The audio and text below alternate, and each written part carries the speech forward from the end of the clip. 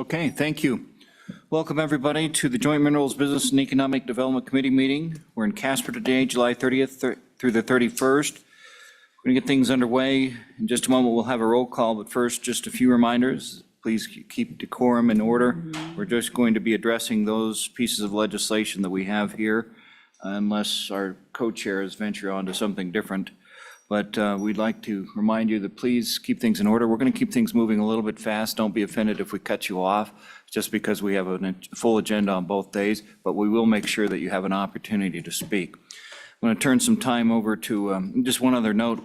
Occasionally when I'm chairing, I will allow the parties to exchange quickly without using the chair. If I see a moment that we can pick up a little bit of time and have a quick exchange, I will allow that in a rare instance, but in most cases, please go through the chair. I'm going to ask my co-chair to offer comments quickly, and then my vice chair and Mr. Co-chair, if your vice chair would like to offer anything, but you first, Representative Burkhardt. Thank you, Mr. Chairman. So just again, the decorum, please put your cell phones on quiet and keep the side conversations down. We have a lot of material to go over in 2 days, and we need to get through all of this. So a reminder to everyone listening and the people here, the senator and I quite early on established a rule. If you want to submit something to the committee, do so 2 weeks in advance. The committee members, most of the members have jobs. It takes time to review this stuff. Staff needs time to accumulate it. And for the next meeting, just a heads up, we will stick to that, period. It's not in 2 weeks in advance, you don't get to reintroduce it. So I know that kind of sounds kind of harsh, but again, all of us need time to digest all of the information. So I hope everyone's read the bills. Some of them are very complicated, complex. And if you haven't, you're going to be kind of in the dark. So, and I guess my last one is that, you know, Representative Knapp and Tarver and Heiner don't like the rest of us and want to have their own meeting. So sitting down there alone. You're the other side. That could have various meanings, Representative. So, Mr. Co-Chair, thank you. Thank you. My vice chair, would you like to offer anything? No, I'm fine. Okay. Your vice chair? We're good? Okay. Roll call. Senator Cooper? Here. Senator Ellis? Present. Senator Jones? Here. Senator Rothfuss? Here. Representative Banks? Here. Representative Conrad? Here. Representative Heiner? Here. Representative Knapp? Here. Representative Larson? Here. Representative Lawley? Unknown, I know she's in town. She's excused. I remember her reason. She'll be here a little later. Representative Tarver? Here. Representative Western? Excused. Co-Chairman Burkhardt? Here. Chairman Darkstetter? Here. You have a quorum. Thank you. Ready to go. Department of Environmental Quality, this is 25 ISO 0001, version 0.4, limited mining operations amendments. With that, we're going to turn the time over to Todd Parker, Director of DEQ.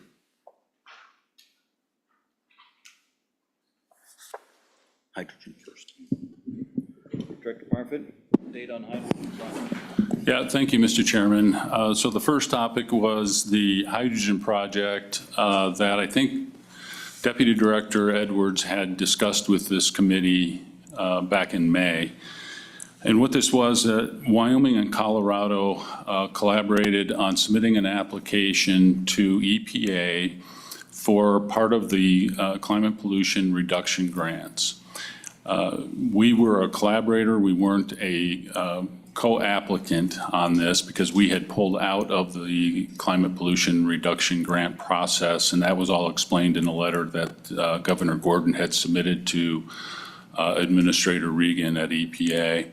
But there was an opening and an opportunity to participate in the project that was being proposed by Colorado as a collaborating agency. It was a $407 million project that would have resulted in the construction of a hydrogen plant in Wyoming and using Wyoming natural gas. That project was not funded ultimately. There was $4.3 billion available for grants. EPA took applications. They had 45 states, 80 municipalities, and then about 200 tribes that were eligible. They funded 25 projects of the 4.3 billion. And so those projects were wide-ranging, but we're no worse off, I guess, for the process. But that concludes our participation in the climate pollution reduction grant process with the EPA. So with that, it was just a quick update. It's kind of a moot point for now. Any questions for the director before we move on? Okay, ready to move to the next, oh, go ahead. Thank you, Mr. Chairman. Director, after the process is a look back, is there anything that you would do differently next time in that application process that you learned from this process? Director? Mr. Chairman, yeah, we probably would not have begun the process to become a state eligible for the climate pollution reduction grant. We started out as we put in a work plan, we put in an application for the development process, project development. And I wouldn't have gone there in the beginning. There were 5 states that did not participate, 4 others besides Wyoming. That was South Dakota, Iowa, Kentucky, and Florida. And they didn't start out at all. We just thought it was an opportunity to help advance some of the governor's all of the above approach. Anything else? Okay, thank you. All right. Let's take everyone into limited mining operations then, sir.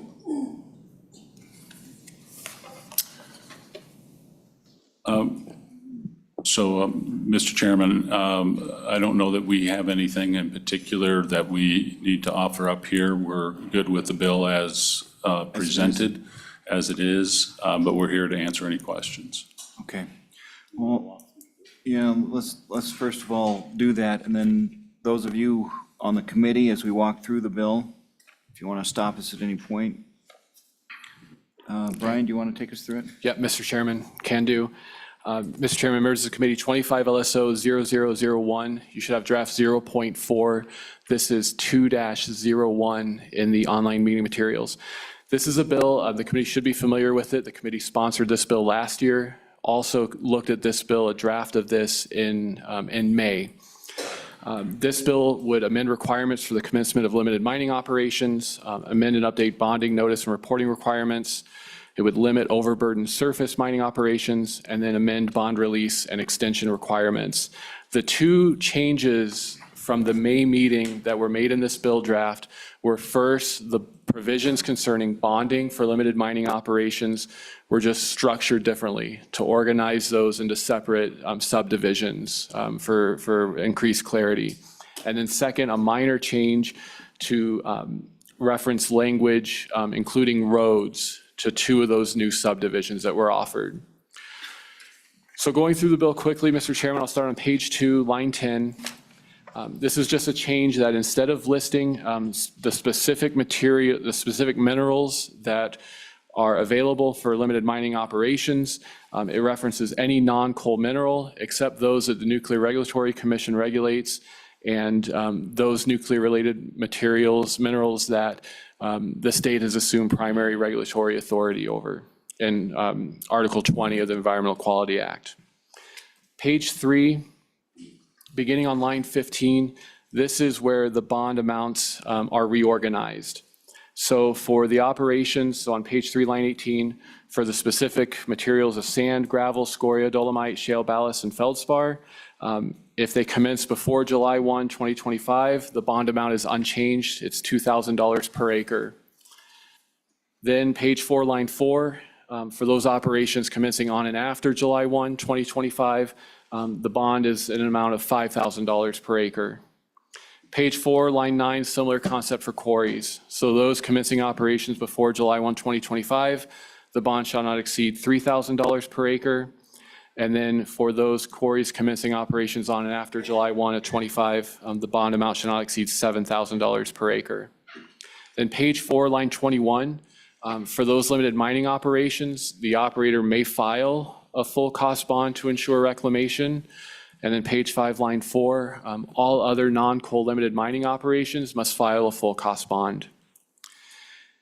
Page 5, line 8, this changes the time for the department to require an additional bond from 90 days to 150 days after limited mining operations commence.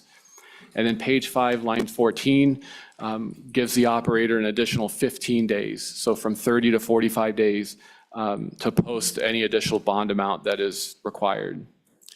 Page 5, line 17, after cessation of limited mining operations, the operator must notify the Land Quality Division Administrator of that fact and plan for commencement of reclamation within 45 days. And this is instead of notifying the administrator of that fact in the next annual report. Page 6, line 4, provides that immediate reclamation shall not be required for limited mining operations for the removal of any non-coal mineral. So that language mirrors the language in the introductory paragraph that's back on page 2. Page 6, line 19 is a conforming amendment. Page 7, line 12.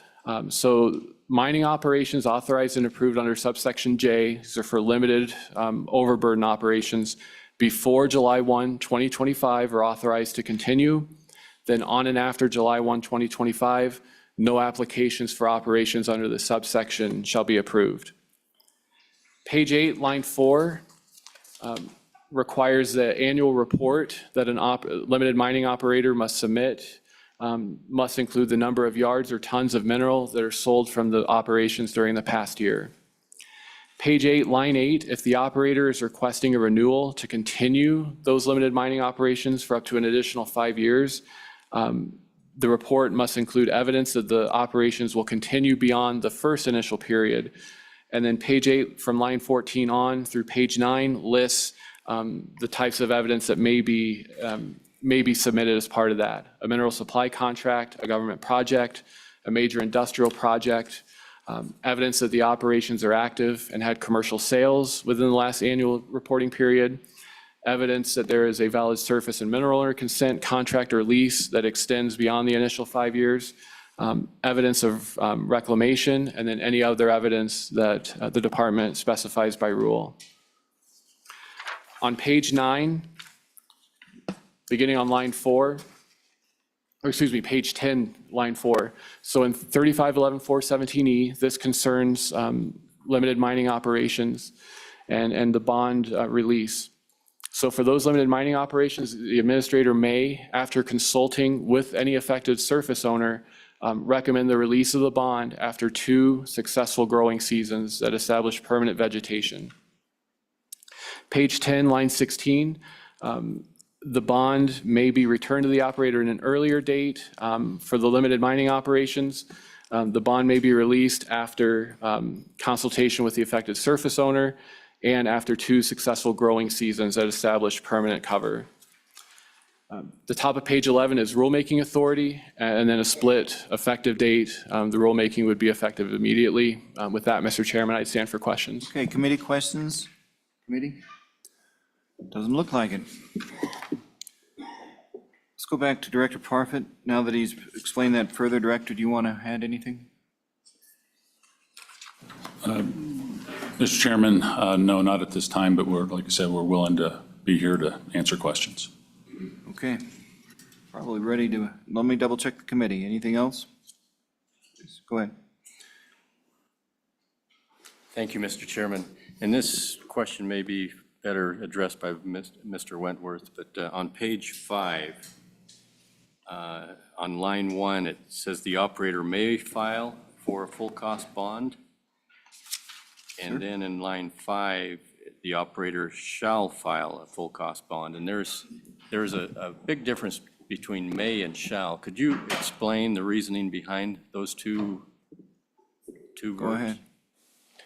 Mr. Chairman, certainly, Could we have just say your name for the record for those watching? yes. Mr. Chairman, my name's Kyle Wentland, and I'm the Administrator of the Land Quality Division at DEQ. Thank And you. this is a pretty straightforward one, Mr. Chairman. When we're looking at the per acre bond costs for existing mineral categories, sand, gravel, scoria, dolomite, what we're saying is you can still bond on a per acre rate at the new $5,000 and $7,000 rate, or you can do an engineered full cost bond. So you have a choice of whichever may be better in the calculation. Any non-coal minerals other than those existing categories, then anything new, let's say it were gold or silver or lithium, you would have to full cost bond straight up. And that's the difference in those two provisions. Answer your question. Go ahead. Just so for clarification, that this doesn't preclude anyone from going without a bond. It just gives them the choice of doing a full cost bond or a per acre bond. Is that For correct? those existing mineral categories, Mr. Chairman. Answered? Okay. Anything further? Nothing further. Okay, we're going to open it up for the public. Before I do that, I'm going to say let's keep the comments specific to this legislation, okay? And we do have one commissioner in the audience. I'll open it up to him. Do we have any other Natrona County commissioners here? Commissioner, should we turn it over to you first?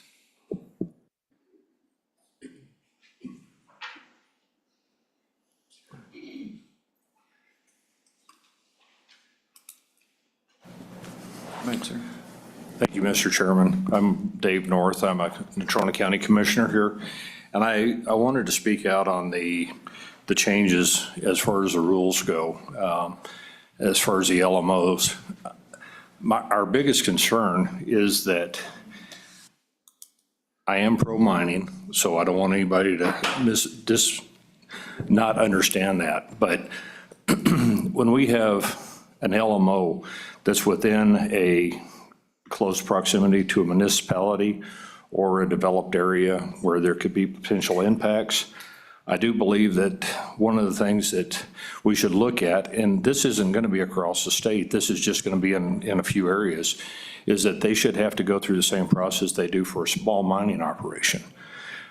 That way, you can provide a little bit more security, a little bit more operational control over those locations, instead of somebody just coming in and saying, we want to do this.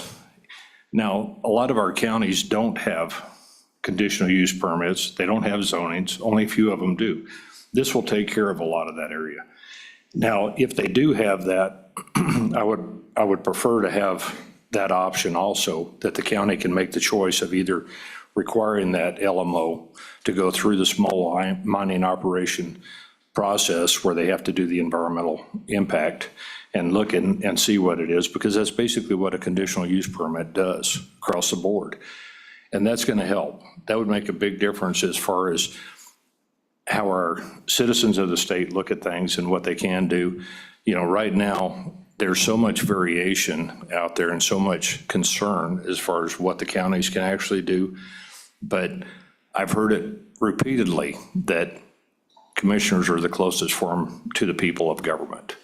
And I truly believe that, because our phones ring all the time from all of our constituents all the way across the board as far as those concerns. And that's something that I do believe that we really need to focus on to make it a better system as far as how we do things. That way we don't have people coming in and just applying for an LMO and saying, oh, well, I'm going to do this, and then I'm going to use my LMO when I move on to a small mining or large mining operation.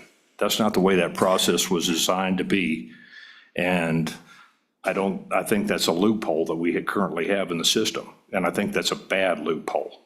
If somebody goes in and they lease 3,200 acres and they say, all I'm going to do is put in a small mining operation, then why did you lease 3,200 acres? That's not what your end goal is. Okay, thank you. Committee? Nothing for the commissioner. Go ahead. Thanks, Mr. Chairman. Commissioner, is that specific to the new classifications only that we see on page 2, so the non-coal minerals? Or are those comments relevant to the prior LMO where typically it's sand, gravel, et cetera? Commissioner, you don't have the bill in front of you. Do you still want to comment on that? or- I will comment on it because I do believe that that's something that when it's close to a certain proximity, I don't know what that distance is. I mean, that's something that you need to work out. You know, that's not my responsibility, but I do think that that's something that needs to go across the board, because when you have a mining operation of any type, whether it's for minerals or gravel or whatever else, that's going to affect everybody in that area. You know, if you set it within a certain distance or, you know, from a municipality or a subdivision where it's going to affect people, that it doesn't really matter what type of operation you have.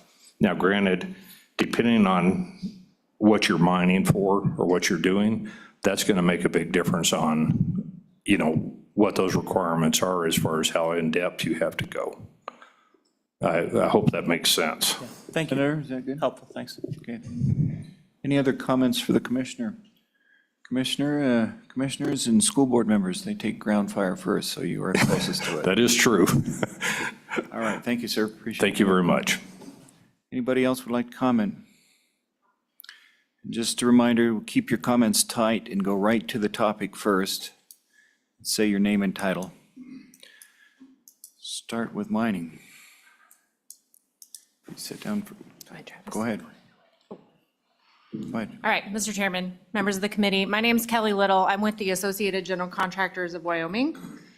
As I've testified previously at previous meetings, Agency of Wyoming supports this bill as it's currently drafted, including the changes in the bonding amounts, grandfathering the bonding rates for already operating mines, and changing the reclamation period from 5 years to 2 years with landowner approval. We would not be able to continue to support the legislation, however, if changes are made to the LMO process and makes it more burdensome for businesses in Wyoming. The current process allows companies to be nimble while conducting exploratory processes on 15 acres or less to find out if development is worth the business's time and resources. Changes made to this process could make the juice not worth the squeeze and be very detrimental to members of mine that operate these mines and require these resources to continue to build and improve one of the state's most valuable assets, its highway and transportation system. And with that, I would stand for questions. When you say not accept any changes at all, or just specific to LMO, a little more specific on that, if you could, Ms. Little? Mr. Chairman, yes, I think making changes that would lengthen the amount of time that would be able to have companies be able to start their operation. This is speaking specifically for LMOs, those on 15 acres or less. I think that making it harder for them to, I guess, just see if the value is there for them to operate a mine, including time and resources, money, and spending those resources on a potential LMO or operation. Thank you, committee? Committee, okay. All right, thank you for coming. And as we move here, those who are starting to come up, go ahead and seat yourself at the table so we can be ready for you. Go ahead. Good morning, Mr. Chairman, members of the committee, Travis Detai with the Mining Association. As I have testified multiple times on this particular bill, the mining industry is supportive of this bill. Our particular interest lies in being able to open it up to the non-coal mineral sector. You know, we've got a lot of stuff going on in the state right now. We've got gold coming online. We've got nickel, we've got copper, we've got lithium projects coming online. And our interest is, you know, I say this to this committee every time. The state runs on extraction. Extraction and development of our natural resources means jobs, means revenue, and we need to make it easier to get some of these new sectors online. And that's where our interest lies. You know, we are very supportive of the idea that a non-coal operation, a non-coal mineral operation can come in, work under the LMO, actually get into production faster, and then move into that general mining permit with a full public comment period and fully bonded.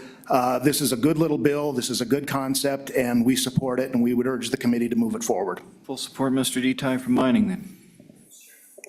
Is that correct? Mr. Detai, full support? Full support. Mr. Chairman, Mr. Detai, I guess the question is, why is the mining industry so concerned about having a process at the front end that doesn't require any public scrutiny, any public oversight? I mean, in the past with the process, it certainly seems that there's been a partnership between our mining operations in the state, incredible transparency and incredible operation. We really look to the mineral extractive industry in the state of Wyoming for that partnership.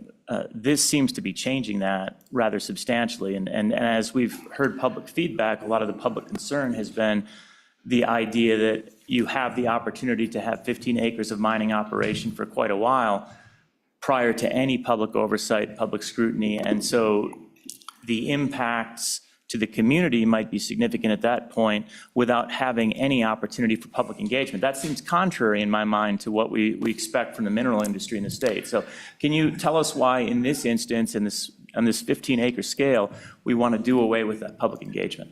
Mr. Detai. Mr. Chairman, Senator Rothfuss, look, I think that I'm going to push back on that a little bit. The LMOs have been in place for a long time. They work with, you've got to have cooperation between the landowner, between the operator, between the agency, and the idea that this is just going to all go away when you start this is just, I just don't think that holds water. It's still going to be regulated by the DEQ and the professionals at the DEQ. You have to have a little good faith effort on the part of the landowner and the operator as well. And our interest is just to get some things into production faster. Senator? Thank you, Mr. Chairman. Has the industry struggled to operate under the existing paradigm? Because I didn't hear that complaint prior to this bill coming forward, honestly. This bill, and we've both been through the entire process, I don't remember your industry coming forward and saying we need this bill.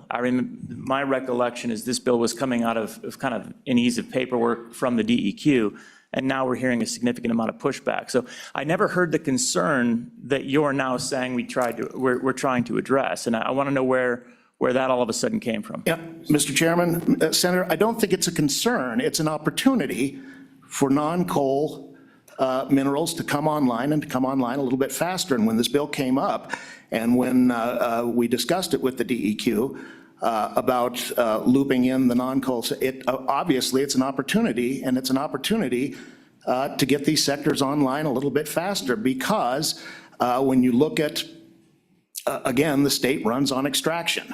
And when you look at some of our other sectors, our coal sector in particular, which is experiencing a structural decline, we're going to have to make up for that somewhere.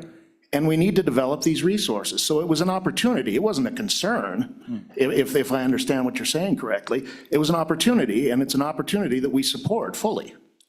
Okay, final question, Mr. Chairman. But it sounds like the getting it online faster comes entirely from getting rid of the public engagement portion, which is slowing things down. Is that accurate? Mr. Detai. Mr. Chairman, Senator Rothfuss, I don't know, because we're not doing it with these sectors yet. Okay. This is an opportunity to build those sectors that we haven't had in the state of Wyoming for a very long time. And so that's the way I look at it. And again, I push back a little bit. Once you get to a certain point where if a company decides, well, this is worth pursuing, and you're rolling right into the process for a mine permit. You're going to have a full public comment period, and that's where you get to weigh in. And if it comes out that, no, we don't want this, well, then you go through the process and you don't do it. Okay. All right, committee. Thank you. Thank you, Senator. Committee. Thanks, Mr. Detai. Mr. Chairman, thank you. Okay, next, Naaman. Mr. Chairman and members of the committee, I'm Carolyn Griffith, a homeowner on Coates Road in Casper and chairperson of the Casper Mountain Preservation Alliance. Thank you for the opportunity to address you today. I'm here to share an example of how the existing limited mine operation permitting process, when used by a commercial operator on state leased land, has potential to negatively impact homes, families, and communities, and could easily occur anywhere in our state. Although the current permitting process for an LMO, excuse me, is the same, whether it's being used on privately owned land or for commercial use on leased lands, there are clear impact differences in comparison. If a proposed LMO is used on private land, the operator is likely to be either the owner of said land or is having meaningful conversations with the landowner.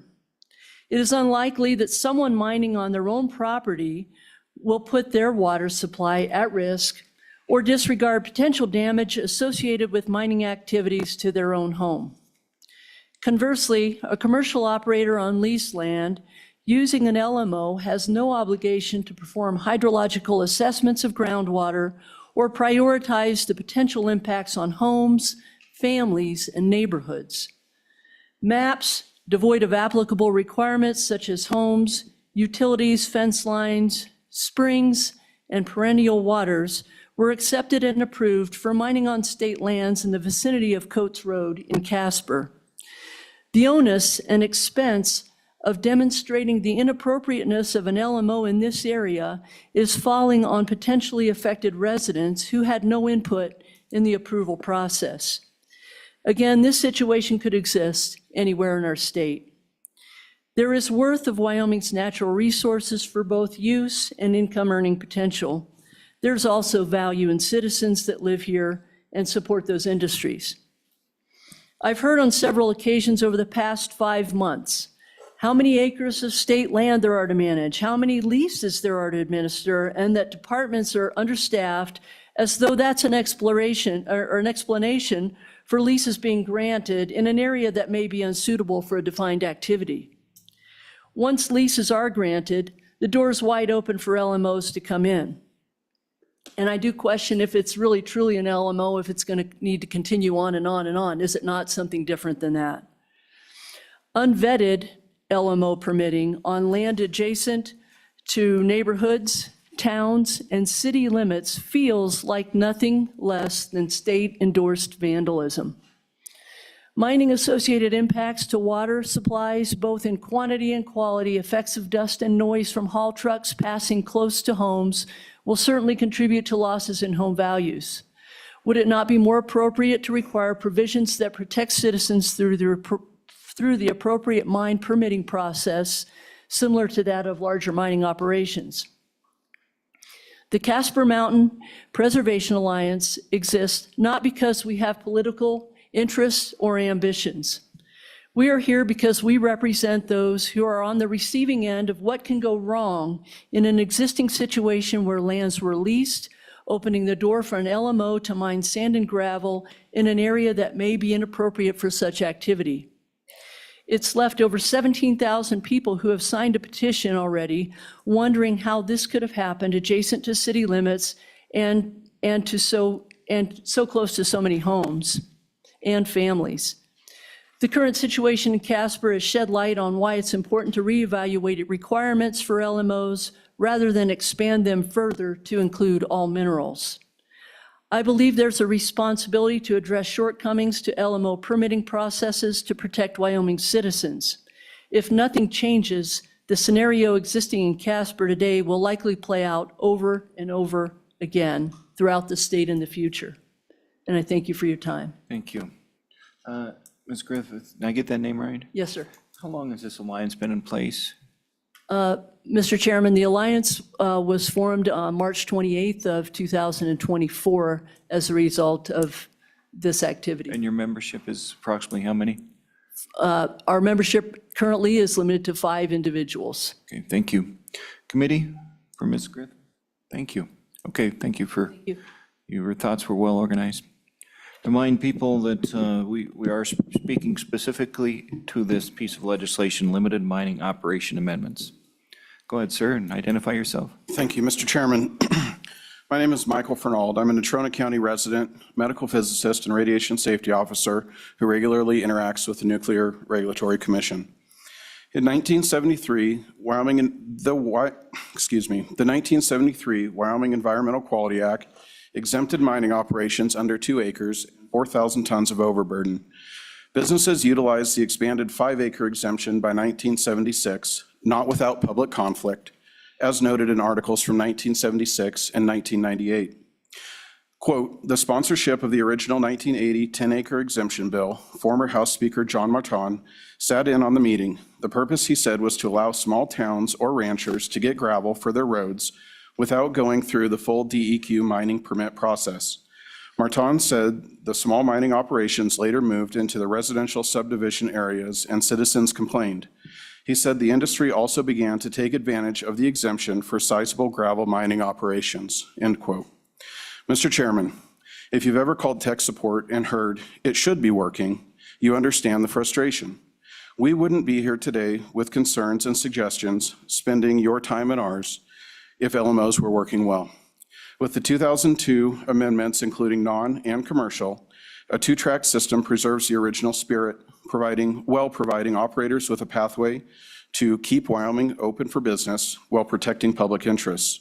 Division in these tracks could include activities by a commercial operator or anyone on leased land and non-commercial activities on private land, and have separate increased notification requirements, enhanced mapping requirements, a priori hydrological studies for commercial operations, health savings account style reclamation accounts. Also, for both tracks, county approval, as Commissioner North mentioned, LMO radius waiver process for state, county, and municipal pits, formal checklist process, and reintroduce the overburden limits. And I want to mention on the overburden limits, in my many discussions of these proposals, this one in specific caused some consternation, and I've received feedback that this would require more LMOs. But ask, if your mind requires more LMOs to continue, are you really still a limited operation? This list was a group effort, and I thank you all for the generosity of your time and allowing public comment. If you have any questions, I would gladly stand for them. Thank you. Do you have anything for or against this bill specifically? Are you opposed in general to it? I would be opposed to the bill as written. Thank you. Committee? Committee, thank you for coming. You have an interesting occupation. Thank you. Sir, and anybody else that's speaking can move up into these other chairs so we keep the process moving. Sir, go ahead. Good morning, Mr. Chairman, members of the committee. My name is Bruce Lawson. I had the opportunity to testify before your committee at your last meeting in Laramie on this bill.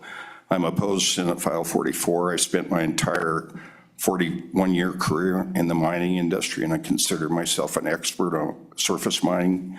I worked for Black Hills Bentonite for 35 years, and I was in charge of permitting, developing mining operations throughout the state, LMOs, small mines, large mine amendment areas. I consider myself an expert on surface mining, non-coal minerals, as well as regulatory compliance and reclamation. I'd like the committee to seriously consider the economics of expanding LMOs to include all other minerals. And specifically, I'm talking about hard rock minerals. When you look at the size, the footprint of a 15-acre LMO, and when you start talking about expanding the ability to mine hard rock minerals, such as chromium, copper, gold, lead, manganese, mercury, molybdenum, silver, tungsten, zinc, rare earths, and lithium on a 15-acre site, visualize this. You could easily chew up 5 acres of that 15 acres for simply a staging area for your heavy equipment, maybe a area to repair heavy equipment. You're going to also have, under the LMO, you're required to have a stormwater permit that would require a retention pond to capture that stormwater and treat that runoff. So you could easily eliminate 5 of your 15 acres just with staging area, heavy equipment parking area, maybe a mobile office. And then again, you're going to need a sizable area for an overburden spoil stockpile area. That could easily be comprised of 5 acres or more.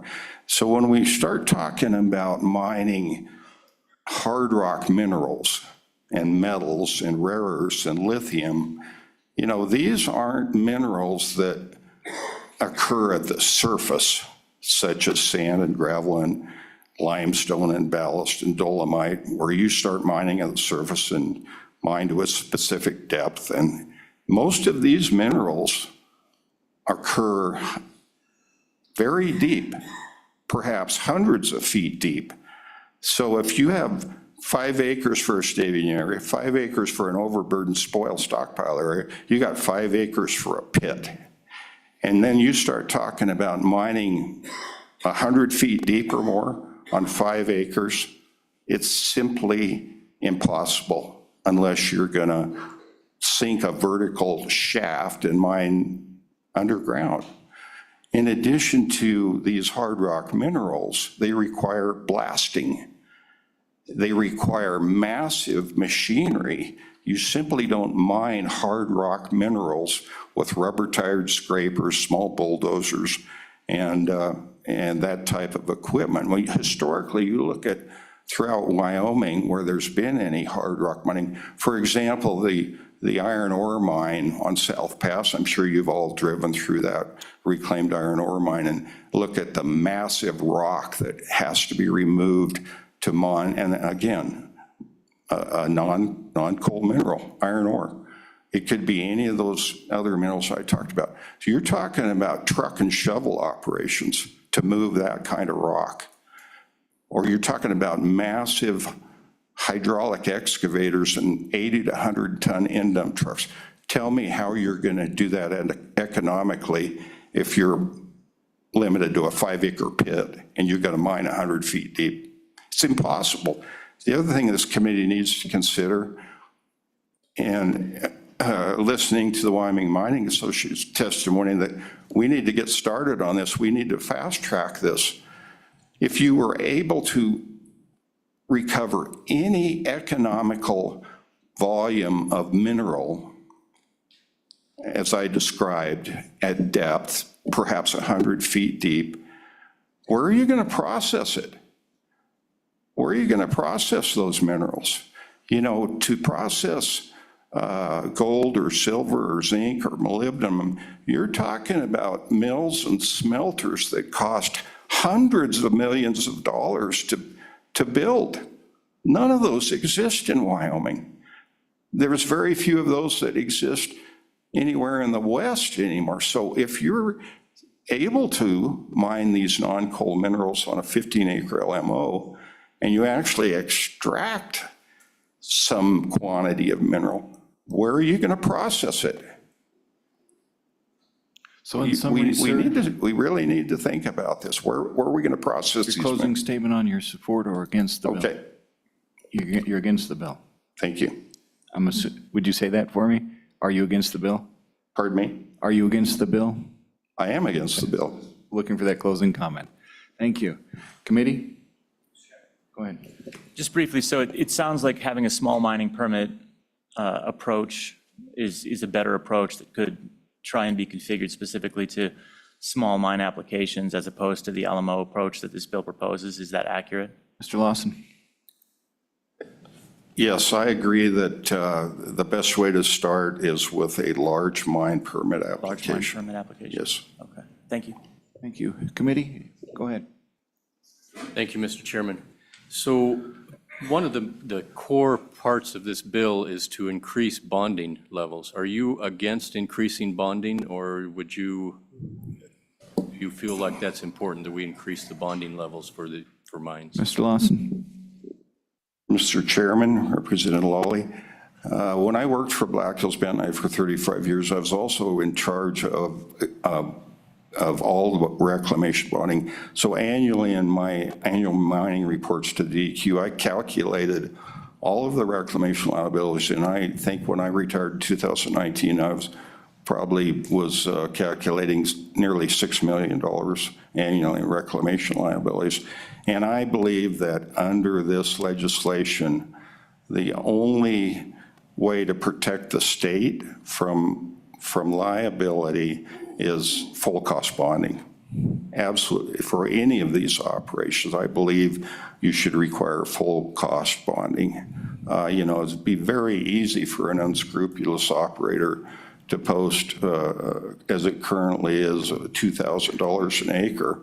When you open this up to precious metal mining, for example, somebody could potentially go open put a historic floating gold dredge on Alluvial Valley in the Atlantic City area and mine the entire 5 acres with a gold dredge and walk away from it with $1 million worth of gold and a $30,000 reclamation bond, and the state of Wyoming's left holding the bag for that liability. So I think the only way to fairly protect the state from future reclamation liability is full cost bonding. Representative Heiner, go ahead. So just to be clear, you are in favor of you are in favor of the portion of this bill that increases bonding levels to current level, to increased levels? I would support the bill if it included full cost bonding. Say that again, please. Pardon me? Say that again, please. What you would support under what condition? Yes, again, I would support the bill. The bond, I don't support the bill, but I would recommend, if the bill does move forward, that it's amended to require full cost bonding for all types of mining under the bill. Thank you. The committee, anything else? Oh, thank you. Appreciate you coming. I've often wondered about that mine on South Pass, why they line up all those rocks, white and black, all in a row outside of it. Must have been some history there to learn about. Thank you for coming. Thank you. And next up, go ahead, and then someone move into these open seats, please, so we can just keep the process going. Go ahead. Good morning, Mr. Chairman, members of the committee. Era Arano, Wyoming Outdoor Council. We oppose the expansion of LMOs to include these new mineral types. We appreciate the full cost bonding for new minerals that's in the bill and agree with the previous speaker that that should be included, expanded. However, with the very limited information that is in a limited mining application, full cost bonding is simply not possible because there's hardly any information in there to calculate what the reclamation costs would be. And so if you will require full cost bonding, you'll need more information, and we should go ahead and require that, and the public have access to that upfront. We recognize the importance of sand, gravel, and other minerals to our daily lives and to our state workforce. And the current process of mine permits and LMOs for gravel, et cetera, provide this.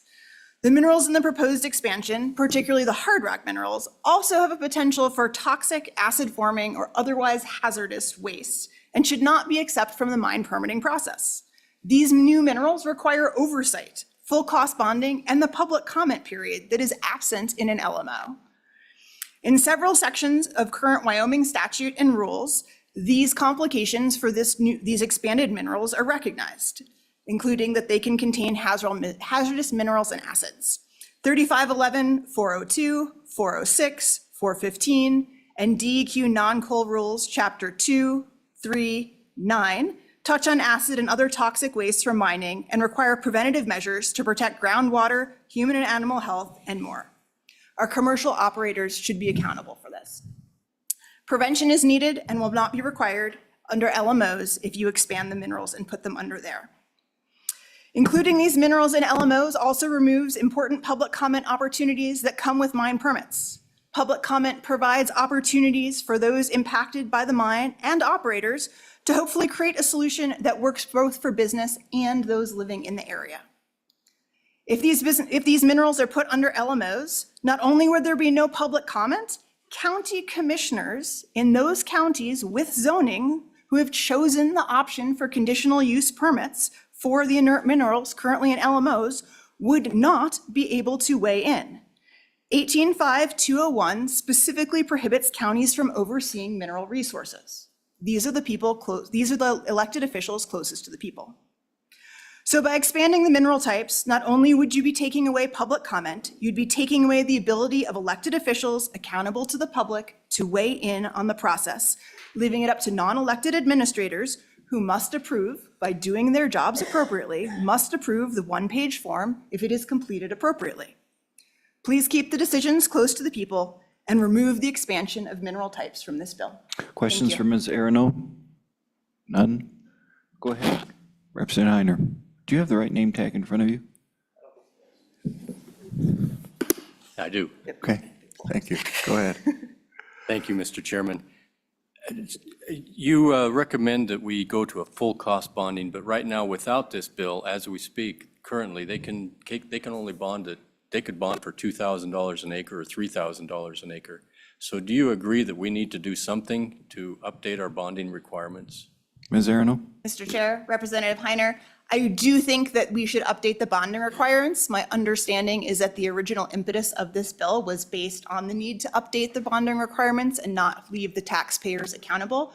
And we support updating the bonding requirements, and we would support going even further to full cost mining. The part that we adamantly oppose is the expansion of mineral types in this bill. Thank you. Further questions? Okay, being none. Before we move over to there, we have Representative Harsman who's come to the meeting. And Alaman, we have two here. Go ahead. Representative, come on up. Sorry, just be a little patient. Thank you. Go ahead, Representative.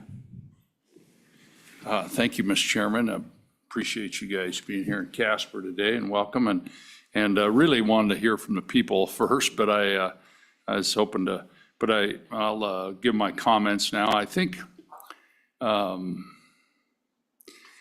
Senate File 44, this is basically the identical bill that you passed last year, except for that early paragraph about county commissioners couldn't.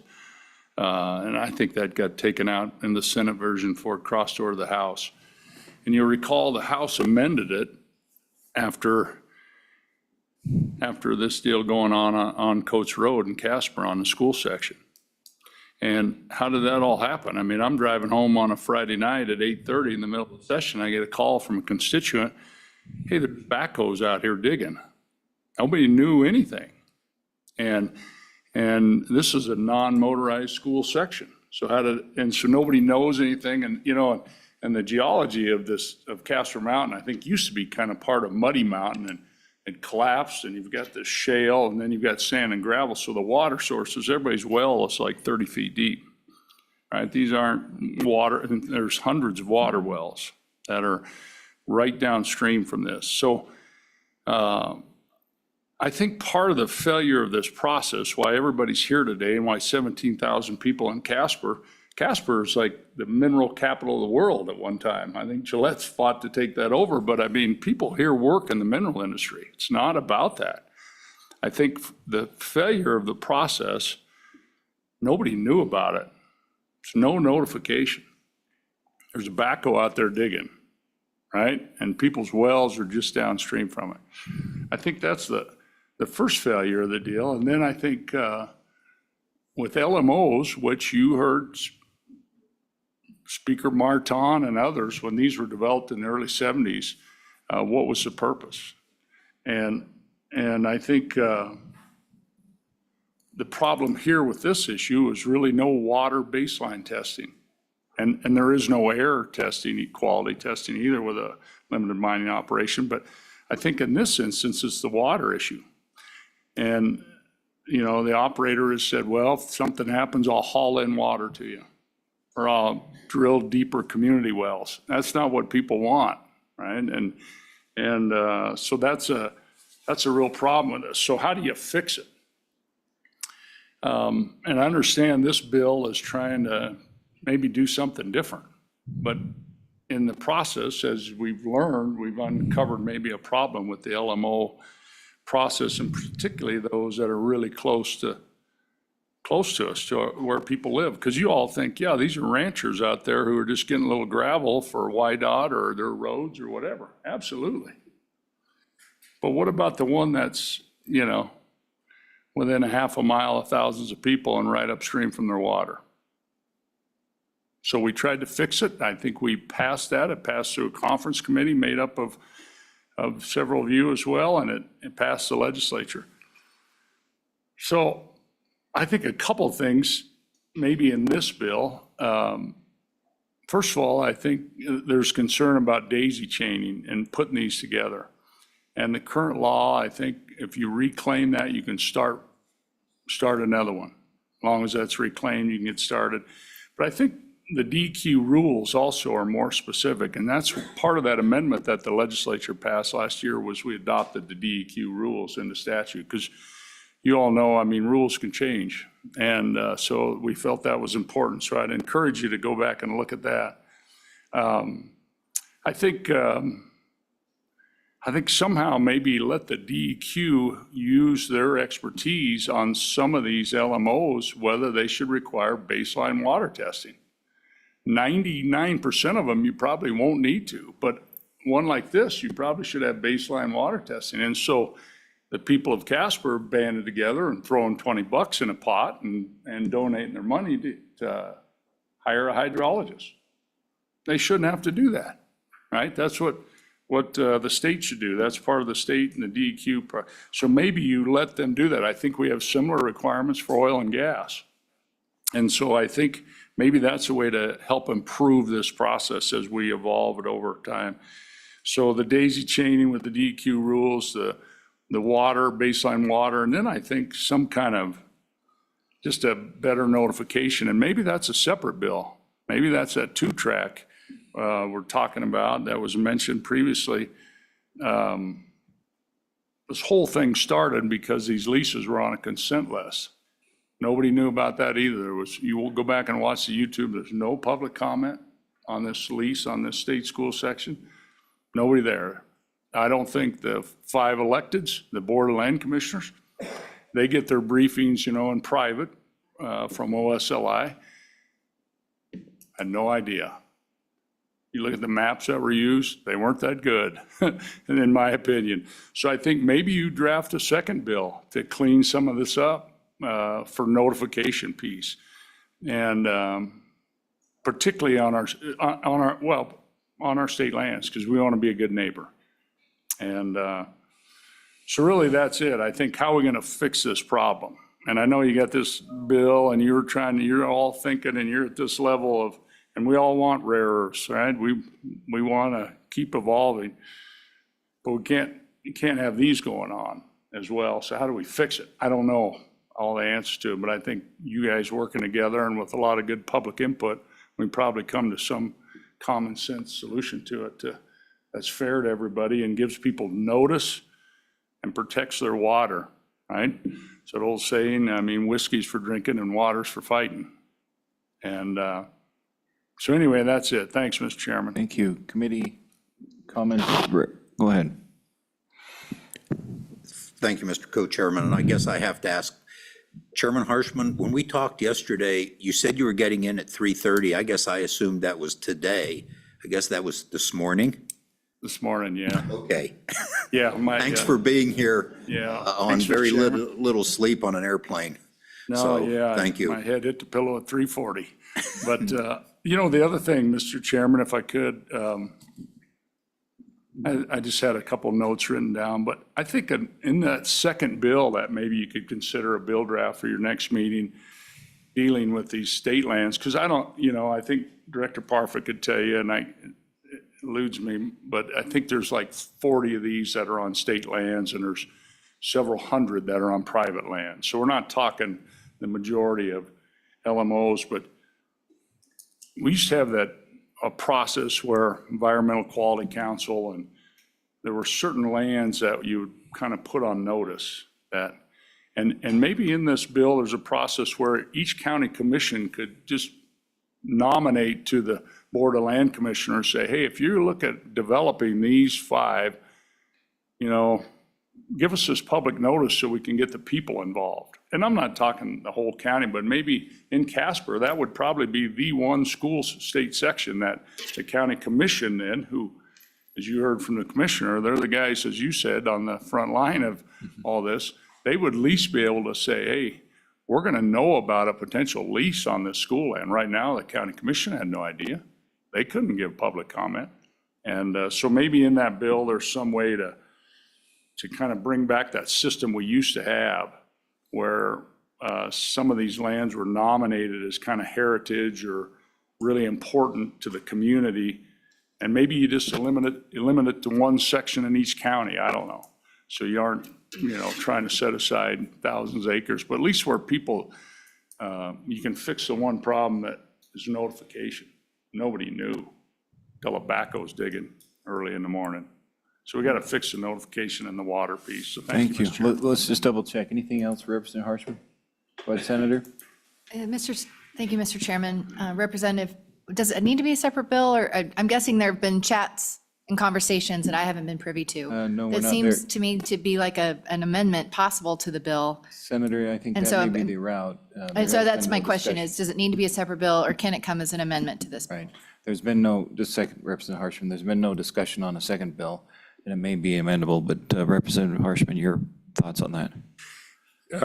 Senator Ellison, I appreciate the question, and I reached out with a constituent letter to Chairman Burkhart, House Chairman, and I just asked for his advice. He's got a lot of experience on this committee, and he thought, to me, maybe a second bill.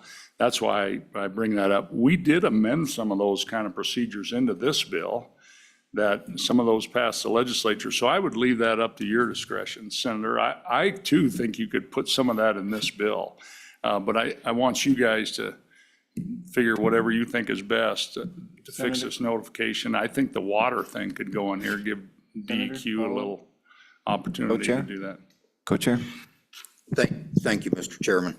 So just to clarify some things, Chairman Harshman asked some questions, which I answered. There was no discussion on what we were doing with the bill. These were specific questions that came from his constituents, which I answered based on this bill and current statute.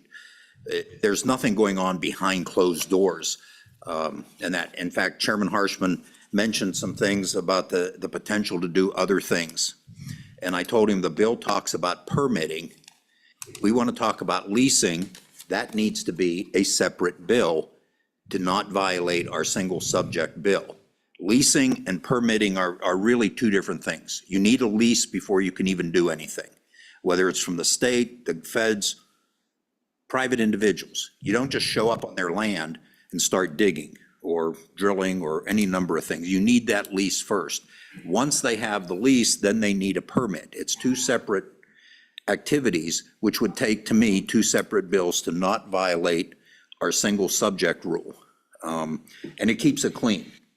If we need to look at what someone else is doing, whether it's OSLI or someone on a lease, I believe that is a separate matter, not in this bill. We have to be very cautious about not violating that single subject thing, because that's how the federal government gets into the state it's in, is riders and everything else. That was the discussion Chairman Harshman and I had. If you want to see my response to him, which is in writing, I'm glad to share it. There's nothing confidential in there. I think Chairman Harshman shared it with his constituents, which I think is a good thing. So just wanted to clarify those Okay, issues. so Thank we, you, Mr. Chairman. thank you. We will stick specifically to this bill. This is what we're on. Representative Heiner. Thank you, Mr. Chairman. Chairman Harshman, thank you for being here. As we talk about this bill and the implications with the state section here near Casper, it seems to me like the root of the problem is that our state lands department leased this for gravel operations without taking into consideration the impact on the community. And I realize our state lands is trying to maximize the profit from these parcels, but gravel operations do not bring in very much money to the state. So maybe we need to focus a little bit more on the state lands department and have them evaluate the impacts of some of these leasing operations that they're doing, rather than, focusing so much on LMO and the implications that this bill will have. Representative Harshman. Go to the root of the problem, don't you think, Go ahead. Chairman? Thank you, Mr. Chairman. Thank you, Representative Heiner. I think, though, a couple problems you can fix with the LMO thing are that this baseline water, at least have the opportunity, if you're near some kind of water source, that DEQ could make that decision. You're giving DEQ a lot of leeway in this bill to make decisions with their professional judgment as well. I think baseline water has got to be a part of this. And then I think this notification piece, literally before exploration, maybe somehow, I just think, put yourself in their shoes. You look out your kitchen window and you see a backhoe out digging. How does that happen? I mean, and that's part of the permitting process. And so I think, I don't have the answer to it. And then I think this daisy chaining thing, I think you could clean up in this bill and maybe, as I said, adopt the DEQ rules. And then the leasing piece, I think we addressed it a little bit in the amendments last time, but I mean, I understand what you're trying to do, I think, with the bill, but I think there's some other problems you could fix as well. Representative opposed in general to this bill then, correct? Yeah, as it is now, currently, but I think it's fixable. I think that's part of the bill drafting process. You can make it better. Would you support additional time into our October meeting to do those fixes? I'm sorry. Would you support extending this bill into October to take care of those fixes? Chairman, totally up to you. I think the more time you give people the opportunity to Understood. input, I think I'm it's asking you always based good. on your years of experience. Yeah, I think so. Thank you. Appreciate it. Okay, thank you. You do well on 4 hours of sleep. Okay. Just like in session. Okay. Representative Hallinan, I didn't see you back there. I kept overlooking you. Please come up. And I'm going to ask for your patience one more time. Get through our legislators here first. Go ahead, sir. Thank you, Mr. Chairman. Bill Allaman from Midwest. I have very little to say. I would like to see full bonding. And we need to have a little bit better vetting before we just vote to give a gravel mine. This one should never have been approved. There are the wells. I've heard that the wells are 30 feet deep. The wells that I've looked at up there are 20 feet deep with a 5 to 7 foot static level. I'm not a hydrologist, but I think the mining will hurt these wells. And there is no good option for the people that live there. They don't want to haul water. I haul water to my house. I don't like it. They don't want to go into an HOA and pay for water lines to be sent to them. I think what we need to do is have a better vetting process and a 100% bond so that the problems are taken care of. And that's all I have to say. Thank you very much. For or against the bill as it is? I'm really not for or against because I think it needs a lot of work. I think that it should have 100% bonding. So because of that, I'm going to be against it. Thank you. Thank you. Thank you. Okay. Your turn. Thank you for your patience. Oh, no problem, Mr. Chairman. Thank you. Shannon Anderson with Powder River Basin Resource Council. And we've been here before, so I'll try to keep my comments briefly this morning. I did submit a handout, and I apologize for the late date of that. It was actually from a public records request I did not do, but it's on the DEQ Public Records website. There was a request for the LMO application that was submitted by Prism Logistics. And I provided it to you just as an example of what an LMO is. So to review the terminology, it's actually a notice. It's not an application, it's not a permit. It's a notice to DEQ that a company will commence mining operations. That's what the LMO process is. There's no DEQ permitting. As was previously stated, there's no baseline water, there's no public comment, there's none of that. And so we're concerned, and the people of Wyoming are concerned about expanding that process to mines that have never been done in our state before. We don't have these kinds of mines in our state. We don't have lithium mines. We don't have rare earth. We have a permit for a gold mine that actually went through the entire process, seemed to go relatively smooth, got it done.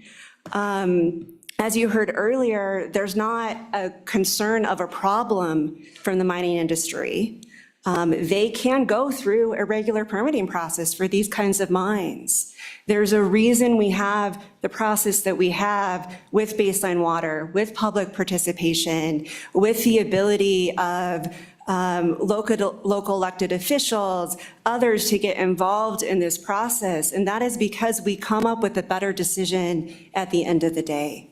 A limited mining operation without public participation, without the rigor of a regular permit application, will create bad decisions in our state. Stand opposed to this bill then? We're very opposed to this bill, Okay, Mr. thank you. Chairman. I'm just going to And- have you close it out here, just because Sure, we're running up to the 10 o'clock hour. Yeah, and Mr. Chairman, I would just add to the Mining Association's point specifically, there is a separate part of the Environmental Quality Act dealing with research and development licenses, is specific to kind of in situ mines. I think, if you want to go there, I think there's an opportunity to look at that for kind of exploration, research development, kind of limited operations to test things out. If that's where you want to go, there's a separate such part of statute that I think can get you there. Limited mining operations are just not the right way to do this. Thank you. Committee? No questions. Thank you. Thank you for your patience and waiting. Okay, go ahead. And anybody else coming up, we're going to ask you to drive the point home a little quicker because we want to close out and have a little break just before the 10 o'clock hour. But we don't want to stop you from testifying either. So with that, take it home. Mr. Chairman, Senators, Representatives, my name is Casey Coates. I'm here in representation of the Field Creek Ranch. We are primarily affected by this LMO here in Casper. To the point of this bill before us, just to shorten the point, I'm opposed to this, and I will read something briefly as to why. The danger associated with expanding limited mining operations in the state of Wyoming is multifaceted and represents a short-sighted attempt to otherwise subsidize private industry. The LMO, while useful for constructively isolated private lands in non-commercial settings, fails to account for matters relating to land degradation, biodiversity, and land and water quality and quantity. In Wyoming as elsewhere, while it is agreed that there is a consumptive need for gravel and minerals alike, there is also a need to utilize the already established higher levels of scrutiny as they relate to mining activities. The noted obsolescence of the small mining permit demonstrates the state's willingness to forego the necessary and supportive oversight in order to facilitate the depletion of resources. Key points in consideration when mining, commercially or otherwise, should always include surface, ground, and stormwaters, in addition to matters pertaining to air quality and highway access. More to this point, insofar as some modicum of local control should remain, the language detailed within the SMO and its concern for county access is paramount and should never be trumped. Thank you. Any questions for a ranch owner? Okay, there being none, thank you for coming. Okay, we'll probably take 2 or 3 more here. Go ahead. If there's anybody else, go ahead and line up at the table too, if you could, please. Thank you for your understanding. Go ahead. I'll make this very brief. Rosemary Saban, a Trona County resident. What really concerns me, committee, is that these people are very upset in Natrona County over this. Not just limited to that area, but across the entire town. So upset that what I foresee happening is federal involvement. And that's not something that I want to see when we can work as a state to avoid that with some compromise. I will support what Dave North said for a compromise and let this go. I'm against this Back as to your it currently commissioner's stands. comments then. Okay, thank you. Thank you. Any further comments? I think we understand. Let's take one more. Thank you. Mr. Chairman, Chris Fair, Prism Logistics, worked with you guys since 2018 on statute revision as well as drafting statutes. Stand in favor of the bill as we've worked through it for several years now, as written. In addition to appreciate your efforts, speaking on behalf of private industry and how these operations develop and cash flow towards regular mine permits. The LMO is a necessary step for producing, capital that goes towards the baseline. Those $300,000, $400,000 bills, they add up quickly. So you need a measure as to which produce those capital expenses for the baseline for regular mine permits. So we stand in favor. Thank you. Thank you. All right, any questions? We're going to bring Wetland back up. Do you have a question for him? Okay. So, Mr. Fair, who's your assistant? That's my eldest son. Okay. I'm glad to see children attending these to learn the process and see what goes on. Thank you. Yes, sir. He's going into 6th grade, and that was my intention, is some exposure to what the state is Yes. about. He's less impressed with our air conditioning here, I think. Yeah. Okay, thank you. Yes, sir. All right. Thank you, Mr. Chairman. Thank you. Mr. Wetland, would you return? Our co-chair would like to quiz you a little.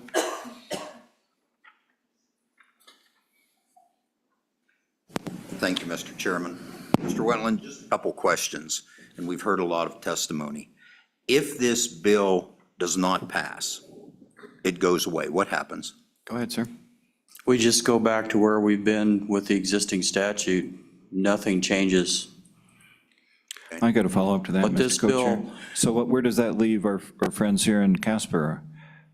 In the existing process. Okay, go ahead. Mr. Chairman, I would add to that, this bill, there was some discussion on the bonding, and I would remind everyone that, we had a lot of discussion around that in the session, and there was a desire by the constituents, I think, to the committee to retain existing operations at historic bond levels. There was some pushback from that, I think, so we did that. The new bonding per acre levels were set at rates that we are experiencing and know because they hadn't been adjusted for 10 years, basically of an inflationary adjustment. And then we put in the option of full cost bonding, which was never out there. So there was a lot of work on the bonding piece of this, and that is a key part of the bill. Thank you. Any further? Follow-up. So, thank you, Mr. Chairman. So, Mr. Wetland, I'm on page 7 of the draft. And if you look starting on line 12, in effect, what that says is that section J under this bill goes away, that it'll no longer be used. And my understanding, please correct me if I'm wrong, section J is actually an exception section that allows an exception to other portions of the statutes.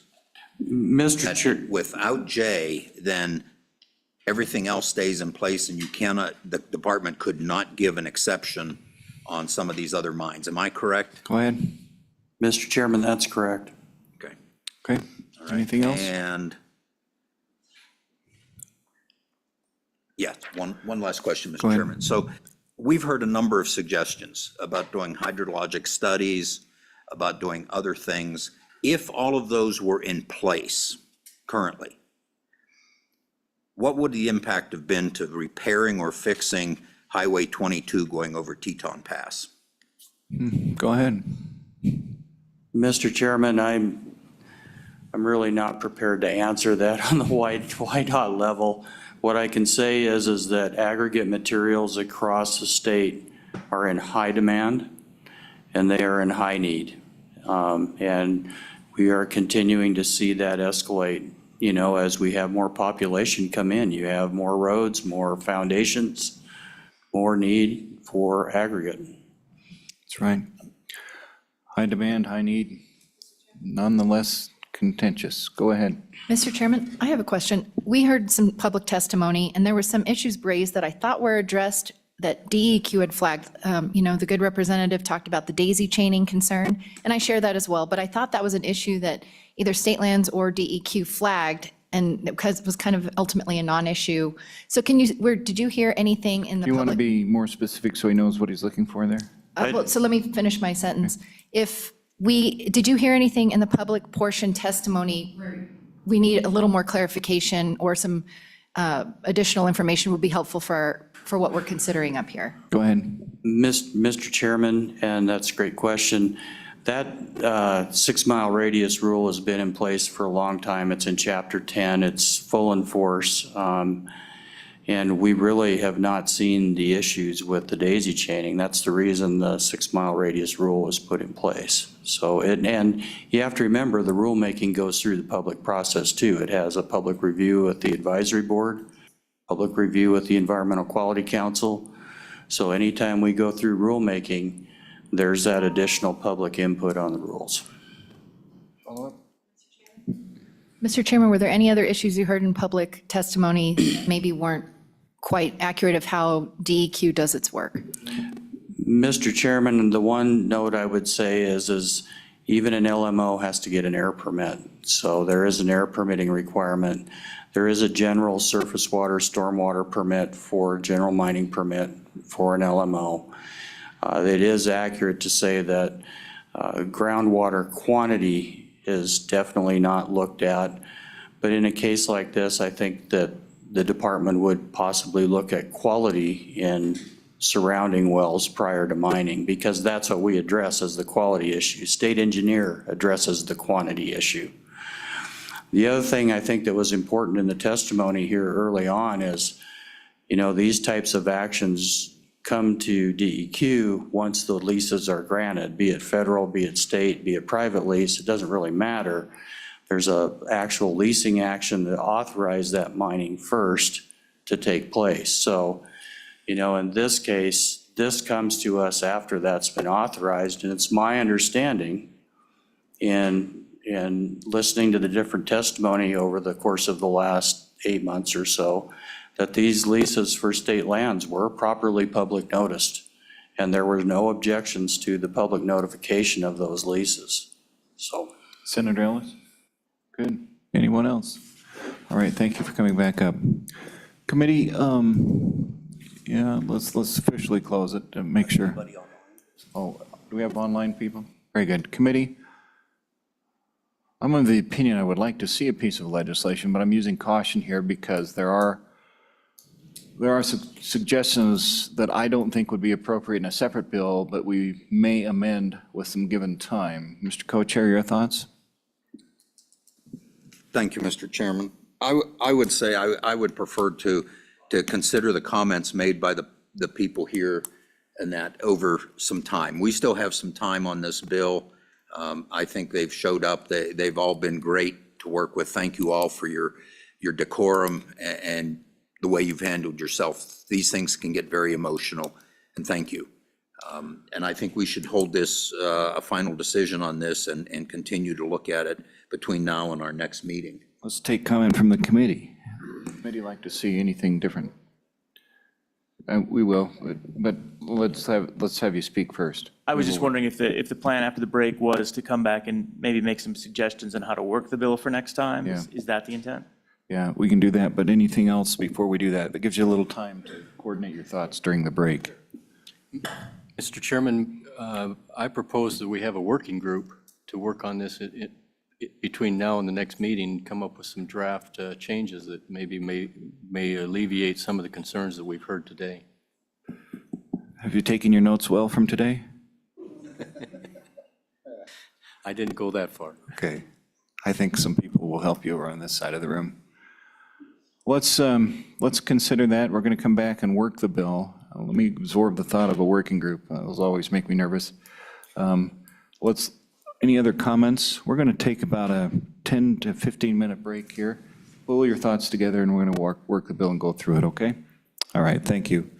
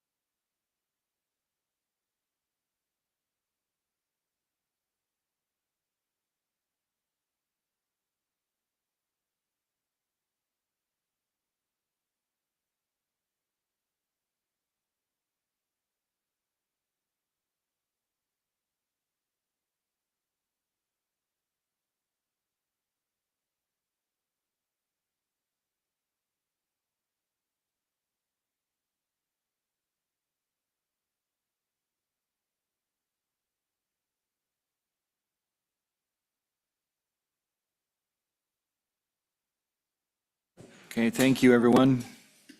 Good stretch, always helps. We're going to excuse Senator Cooper here in a few minutes to take care of another meeting at the same time. A lot of this going on today, duplicate meetings. So with that, let's go through the bill. Staff will help us through. Committee, you ready? Here we go. Page 1. Mr. Chairman, Go ahead. just to be clear, while we're working the bill, we are not going to make a final decision today, correct? Correct. We're just Yeah. going to have I'm this thinking, discussion. and that's, we should let the committee weigh in on that, if they feel like they want to make a motion, but I sense that we need to take this into October for further development, but that would help you in your decisions on what you change on what page today. Page 1. Page 2. Go ahead. Thanks, Mr. Chairman. So one of the discussions that has been raised is whether or not to incorporate any non-coal minerals in the LMO process. And after hearing the concerns with the LMO process and recognizing that we don't have it quite worked out in a perfect form, I'm reticent to expand the use of them, and also based on Mr. Lawson's testimony about the utility of it. So my suggestion, if we want this bill draft to be the clean, raise the bonding bill draft as a point of discussion, then eliminating any non-coal mineral provision. It's on this page. There's further conforming that would have to take place on page 3, on page 5, on page 6. So all of those would be conformed, but basically bring this bill back to current uses of LMOs and not expanding it to non-coal minerals would be my concept. Senator, are you going to make a motion to that regard? Well, I don't think it's necessarily appropriate to work the bill at this point unless that's what we want to do. I think We'd like to hear the discussion. discussing the Yeah. concepts, Yeah, exactly. So let's work the discussion so if- we don't come back and do it again in October. I don't know what form that motion would necessarily take, other than, striking that and going back to the traditional LMO categories of sand, gravel, scoria, limestone, dolomite, shale, ballast, or feldspar. Restoring the initial language would be my inclination, and I'd like to Not a hear what the formal rest motion, of the, let's see if you have some friends. see what the rest of the committee thinks about that. Anybody else add to that? Co-chair would like you to repeat that, please. Mr. Chairman, the motion would be to revert the bill so that it doesn't cover any non-coal mineral. It only covers sand, gravel, scoria, limestone, dolomite, shale, ballast, or feldspar. In other words, restoring the original language And repeat in those categories. repeat the page numbers that you fixed. Sure. Mr. Chairman, it would be restore original language on page 2, restore original language on page 3, or delete lines 18 through 20, line 3. And then when you delete that, you have to elevate the subparagraphing so that it goes up one level effectively from the Romanet 1. You need to delete page 5, the Romanet 5, lines 4 through 6. You need to delete on page 6, new language in lines 4 through 11. And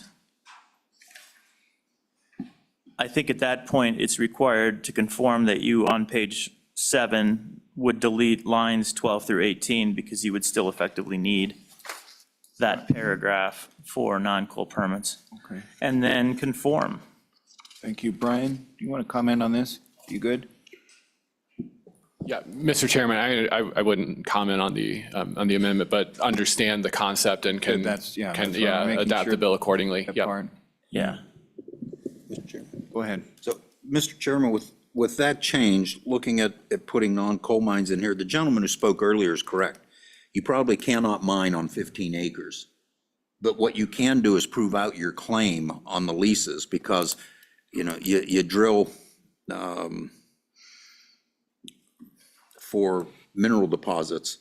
What you get can be very different. You may just drill into the one high-grade spot, and that, you need to be able to prove out the claim. This allows companies to prove out the claims. They aren't going to be able to mine on 15 acres, I mean, really. And the gentleman was correct. It takes heavy equipment, it takes other things, but the drilling goes on first. Then you go in and can prove out the claim. This allows the company to prove out a claim one way or the other, whether it's good or bad, recoverable or not minerals, before they go into a full mining permit. So that I have no problem with including them. Just the logistics say you can't turn it into a full-blown mine. So, Mr. Co-Chair, where do you stand with Senator Roth's I proposal? would leave them in, so I'd object to Senator Rothfuss's Okay. proposal. Go ahead, Senator. So the thought behind it is this: the LMO statutes, we've revised those. I've been on this committee for 14 years, and I think we've done 3 major revisions to them that lead us to where we are right now, where they're a flawed process. And there are a number of different flaws. Everyone throughout the entire process is compelled to say yes to everything in an LMO. So even where you've got air permits and you've got water permits, at the end of it, you're going to say yes. All compulsory yeses. Office of State Lands, even if it had made the radar, they're effectively compelled to say yes if there is a positive cash flow due to whatever action is being taken. So we have this structure of the LMO that has been identified as having challenges, real flaws, and I think we need to work through that, and I think there's some interest in working on that. That's good, that we're maybe going to try and re-examine the problems that we've created over the years. The struggle I have is, why would we then want to tack on the other half of all minerals to a flawed process before we get it fixed?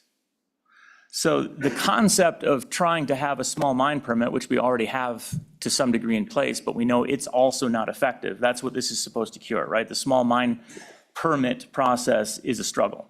And I agree with the co-chairman, right? Might be too onerous, might be problematic, and this was attempting to fix that.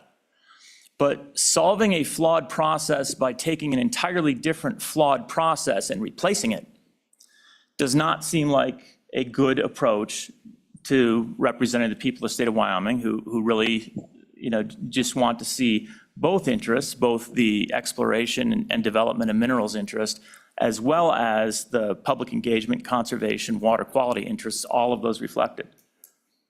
So I don't see why we would advance legislation that has been so thoroughly demonstrated to currently be flawed and expand it at the same time. We should be fixing it. If we get it fixed, then coming back at some point and expanding it to other categories might make sense. Or alternatively, a great future interim topic would be small mine permits.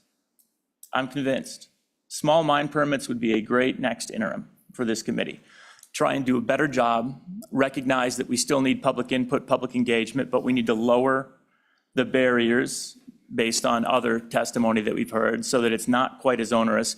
Because what we've heard, I think, is that a small mining permit is roughly as challenging as a large mining permit, so why not just apply for the large mining permit? That makes sense. That's a compelling interest. We could fix that.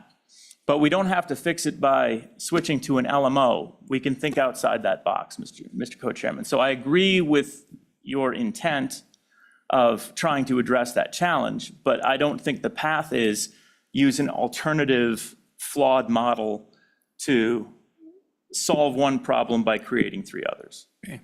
Thank you, committee. Any support for Senator Rothfuss? Go ahead. Thank you, Mr. Chairman. I tend to agree with both of these gentlemen. Without the language in here, all we've done is increase the bonding. It doesn't do anything to fix the problems. The bill is attempting to address our small mining issues. So if we move the bill forward without the other language, we're addressing the bonding on gravel, and that's it. And we still have to go out and fix the small mine operations. And so further on what Senator Rothfuss just said, to fix the thinking that caused the problem, we have to think differently. So I think maybe it is 2 separate issues, and I'm stuck in the middle, but I'm kind of leaning towards supporting Senator Rothfuss on this. Further comment? Let's do this. Senator Rothfuss, are you confident enough to make that a motion? See if you get a second. Mr. Chairman? Go ahead. Maybe a better way to rephrase that is just getting a sense of the committee with raising our hands, not a formal motion. I'm open to that. But And I wanted to see how solid we are. sure, Mr. Chairman. Yeah, that's what worries me. Mr. Chairman. Go ahead. Mr. Chairman, to add to that, one thing, I really don't believe it's a flawed process. We have a number of LMOs in the state. You know, the concentration has been on one particular one, I think mainly due to leasing issues. Part of this bill, while they can, to me, prove a claim with an LMO, what we're also removing is the ability for DEQ to give an exception to the small mine permits. And I'm on page 7. When you look at that, what that does is removes all of the exception language. So there's no exception anymore where you can have an exception for a small mine. So they have to go, once they get beyond, they can't get beyond 15 acres, they can't get that exception anymore. And I think we need to remember that we're eliminating really an exception that probably has caused problems in the past, plus streamlines things and forces anyone going into a full-blown mining operation for, say, you know, any number of minerals, into having to go for a full permit with all of the work necessary. The department will no longer be able to give that exception under paragraph J. After the effective date, the ability to do that goes away. It even says there'll be no permits given under this section. So they have to go all the way to 406A and complete everything in there, which is pretty much a whole list of all the things they have to do, all the studies, all the work, all the plans, and everything else. So I guess I don't see where we're causing a problem. I think, to me, we're eliminating some problems. That's With my this 2 cents. proposal, where you are eliminating. Yes. All right. Mr. Chairman? Go ahead. Quick follow-up on that. My conceptual motion eliminated that paragraph because you would still need some sort of a small mining process, so that exception would have to stay in place in theory, unless we came up with an alternative process, which would be what I would advocate for, would be think of something new is probably better than any of the solutions. One thing that I think was raised in public testimony, which I think is important, is the LMO process was really created not for mining purposes, but really for gravel and aggregate purposes, where on private land, somebody wanted to mine gravel and aggregate, not necessarily for large commercial purposes. And every time we've amended it over the years, it's always been with the discussion that, you know, this is somebody's private property. It's reasonable for them to be developing it. They shouldn't need a permit. That was always part of the discussion. You shouldn't need a permit, so the LMO is not a permit. And it was a specialized exception to the permitting process that would allow for private property owners to develop their property on the surface. That was really what it was developed for, and that was the discussion. But because we haven't had a robust small mining permit process that works quickly and that does the job, there has been a desire to bypass the large mining permit process and say, all right, well, we don't have time and money to do a large mine. We need to do some exploration. We need to do that for a few years. We want a small mining operation. The small mining permit process is just as hard. So let's move forward with an LMO, because that seems to work. It's been expanded enough times over the past couple of decades to the point where it's effectively a small mining permit, and now the intent is to expand it completely. If we want a small mining permit that does all of these things we want, we're literally a legislative committee. Guess what we could do? We could pass legislation to create a small mining permit process that does everything we want it to do.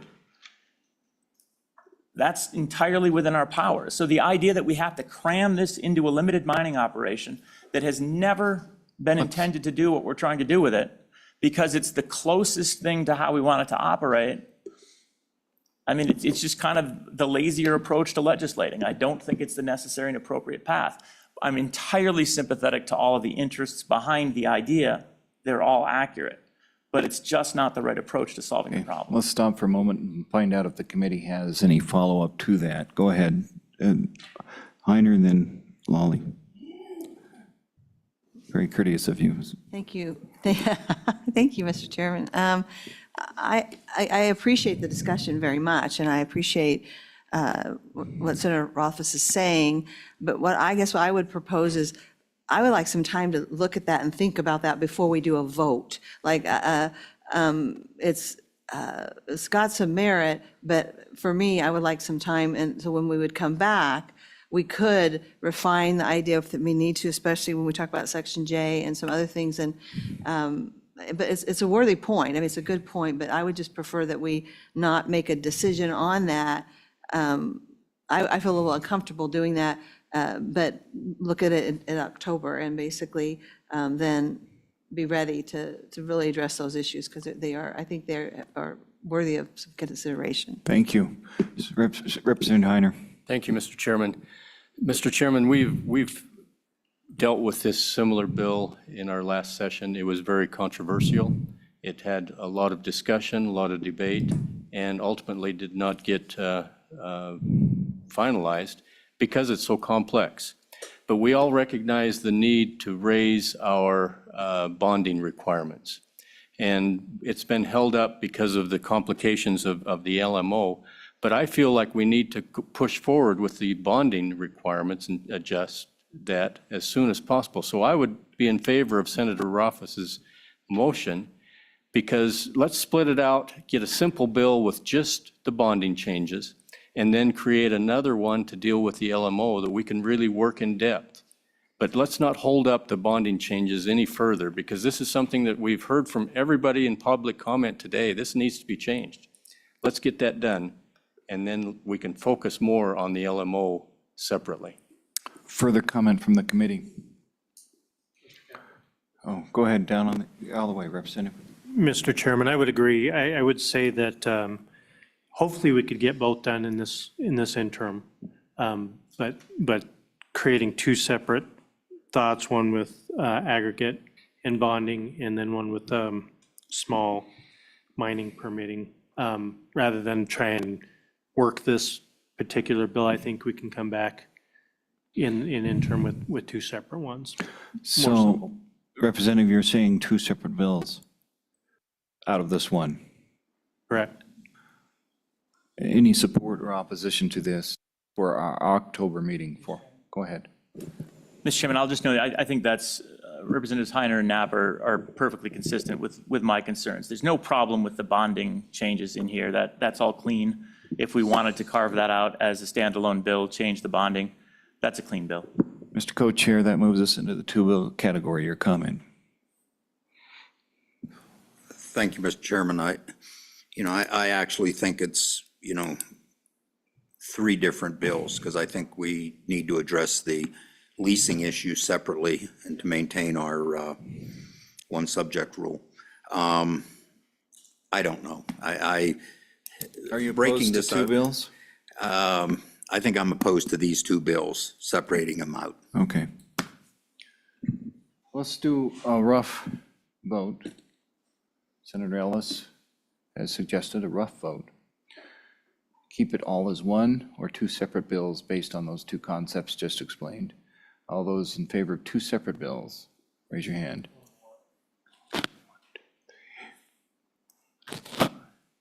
5, okay. So keep it as one bill, raise your hand. 6, okay. Let's do this. Let's keep it as one. You prepare us for the October session, the suggested changes in this bill, and then put the bonding out as a separate proposal that we might consider in October. Committee, absence of objection, we'll do that. Okay. One more time, committee. All right. Good with that, Brian? Yep, so Mr. Chairman, just to be clear, we're keeping this bill as is, and then I'll draft a separate But new that we might bill consider. that just makes bonding changes to the current LMO materials. Yeah. Okay. Then if you could distribute that to the committee for consideration. Senator Rothfuss would not be opposed to you putting together one pager to the committee to tighten up your presentation for consideration, okay? Thank you, Mr. Chairman. Okay. All right, everyone, now that we're a little past time. Those attending, thank you for attending. You can see how complicated this is. This is probably one of the more complicated pieces of legislation I've seen over the years. Okay, we'll move forward, and we look forward to seeing you maybe in October. Thank you. Industrial siding. You got a working group out there? Who's going to speak for that working group first?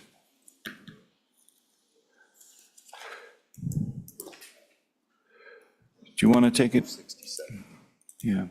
This is on, yeah, this is on Bill 67. Thank you, everyone, for attending. Well, let's, remind me who was on that working group? Yep, Mr. Chairman, so that was Chairman Burkhart, Representative Heiner, Senator Rothfuss as the legislative members. Co-chair, do you want to give an intro before we turn it to the director? Well, Mr. Chairman, I would ask Senator Rothfuss or Representative Heiner to do that. I think I only made half of one meeting. So, Rothfuss or Heiner, your choice. Yeah. Thank you, Mr. Chairman. I'll He volunteer. called you senator. You're moving on up. Okay. Go ahead, sir. Thank you, Mr. Chairman. So we met a number of times and came up with a bill draft. And what this does is it follows what other states are doing with their mitigation for large industrial projects.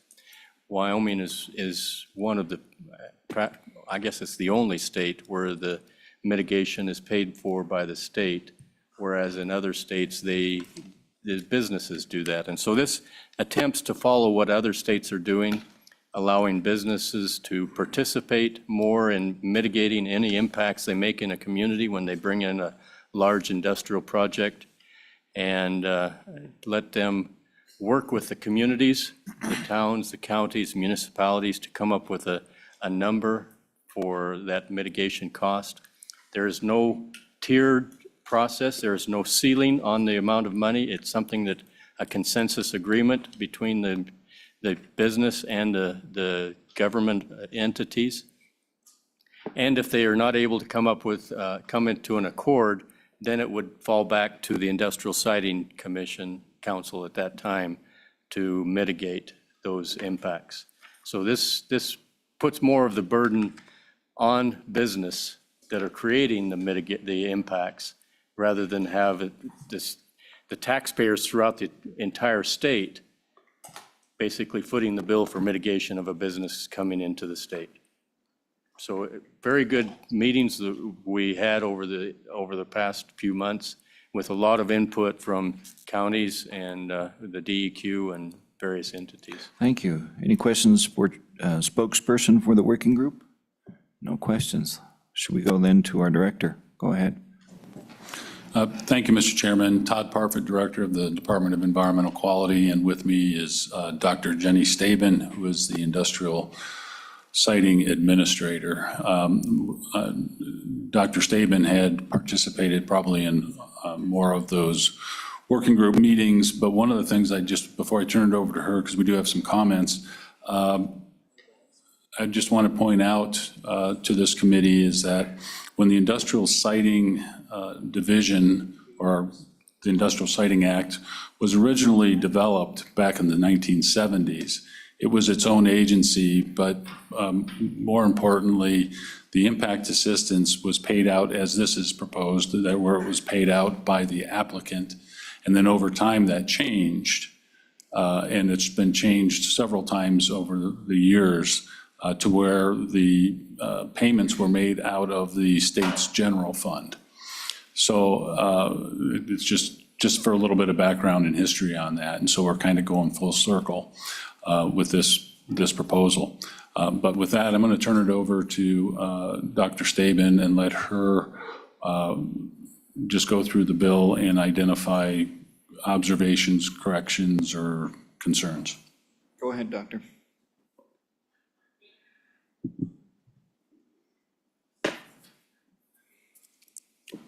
Thank you, Chairman.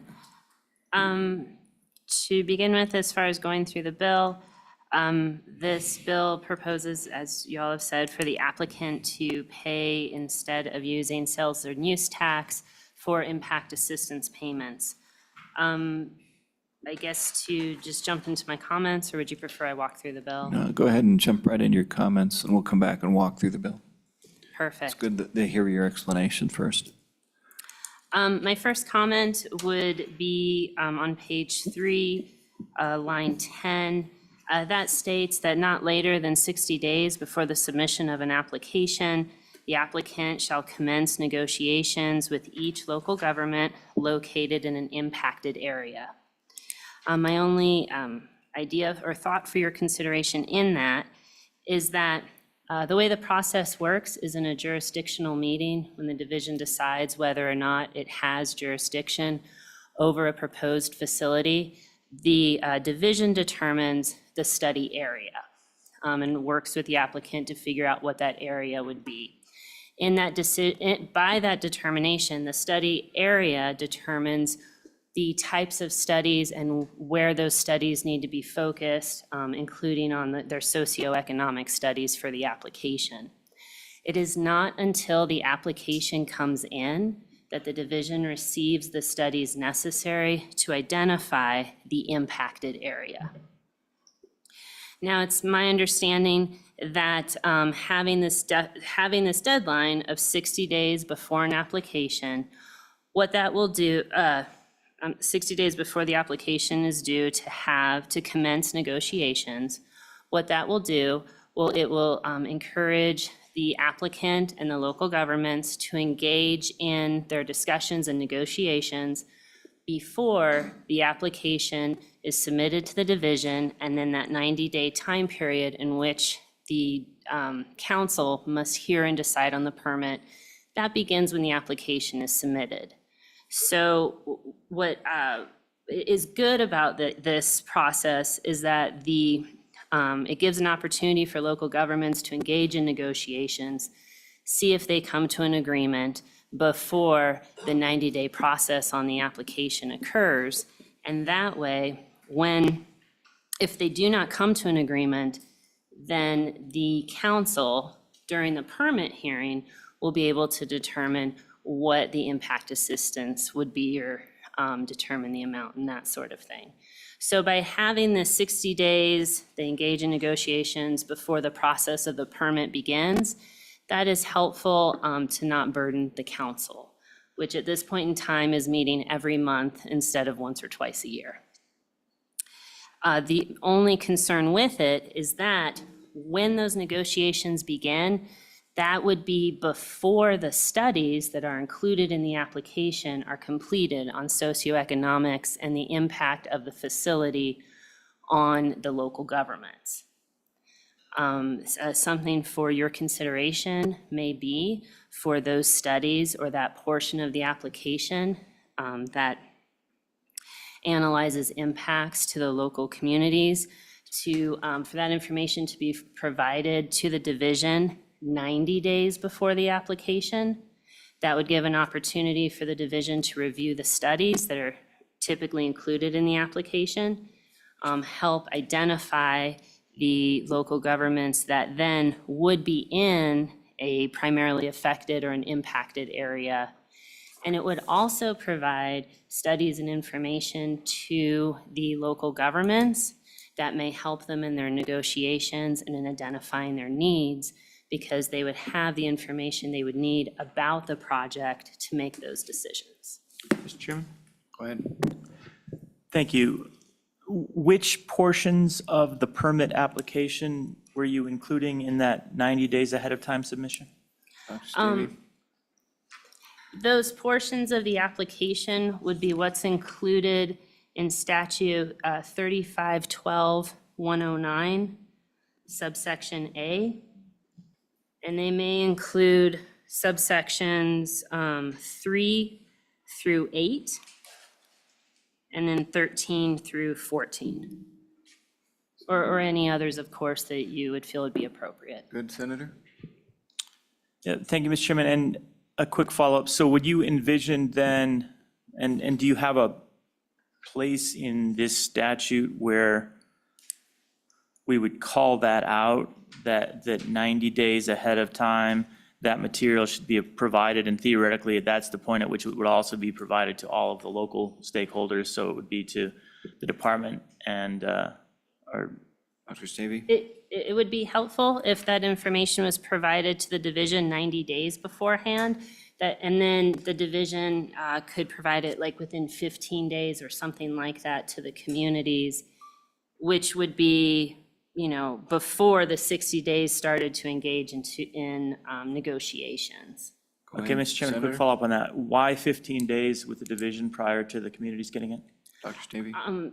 Because at this, well, unless you change other rules, but at this point in time, the division, once we receive the application, we review those studies, and at that point in time, we look into the area, we determine the area primarily affected, which also determines who, the local governments we notice of the project.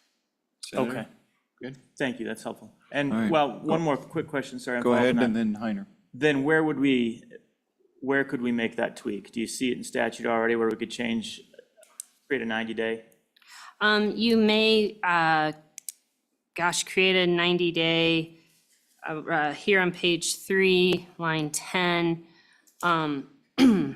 That subpart 1 could start with a 90-day to provide the information. I would need to work up Okay. there. Yeah, No Mr. worries. Chairman. You get the point. Yeah, Thank you. yeah, Mr. Chairman, Senator Rothfuss, I think that would be the new paragraph 1, and then we'd renumber accordingly. Thank you for the clarification. Representative Heiner? Thank you, Mr. Chairman. Dr. Staben, these studies that determine the area of impact, they are conducted by the business beforehand. It's not the council that does the studies, it's the business that does the studies. Is that correct? Doctor? That is correct. It is the applicant that does conduct those studies and makes the analysis and conclusion on them. What I have observed as being helpful to the local communities is once they they receive the application and can review those studies, it gives them an opportunity. It helps them in their decision-making and their own analysis. Follow up, Mr. Go Chairman. ahead.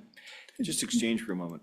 Go ahead. All right, so these studies, the applicant is completing the studies before they actually engage the communities and the local governments to determine the impact. They already know what the studies determine as the area of influence of this project. So by asking the applicant to share that with the council 90 days prior or 60 days prior, it shouldn't be an additional burden on the applicant, should it, Doctor? Typically, these studies take anywhere from a few months to a couple of years to complete. They should have them ready absolutely before they submit the application. I wouldn't foresee it would be too significant of a burden on the applicants to complete that just a few months earlier. All right, thank you, Mr. Okay, Chairman. we got it back into full forum. Let's, have you said everything you need to say? You had a few more comments? Chairman Dockstader, I do have a few more comments on the bill. It's all yours. Thank you, sir.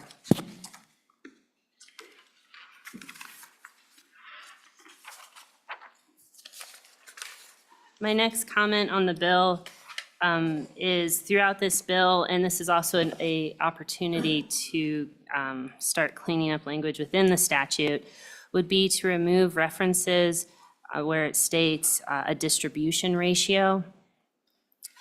In the past, in previous ways that impact assistance payments were handled, it was based on a distribution ratio of the taxes and the amount available.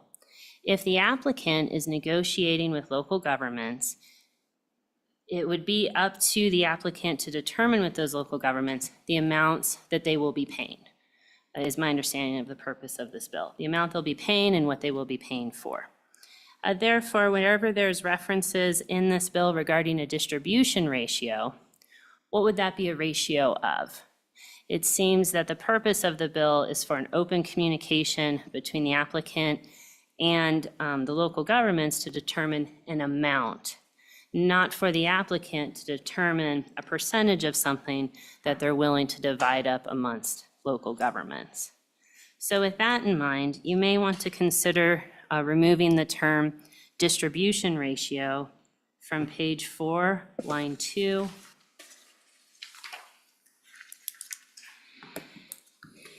That's page 4, line 2. And again on page 8, line 19. And again on page 9, line 1. Keep going.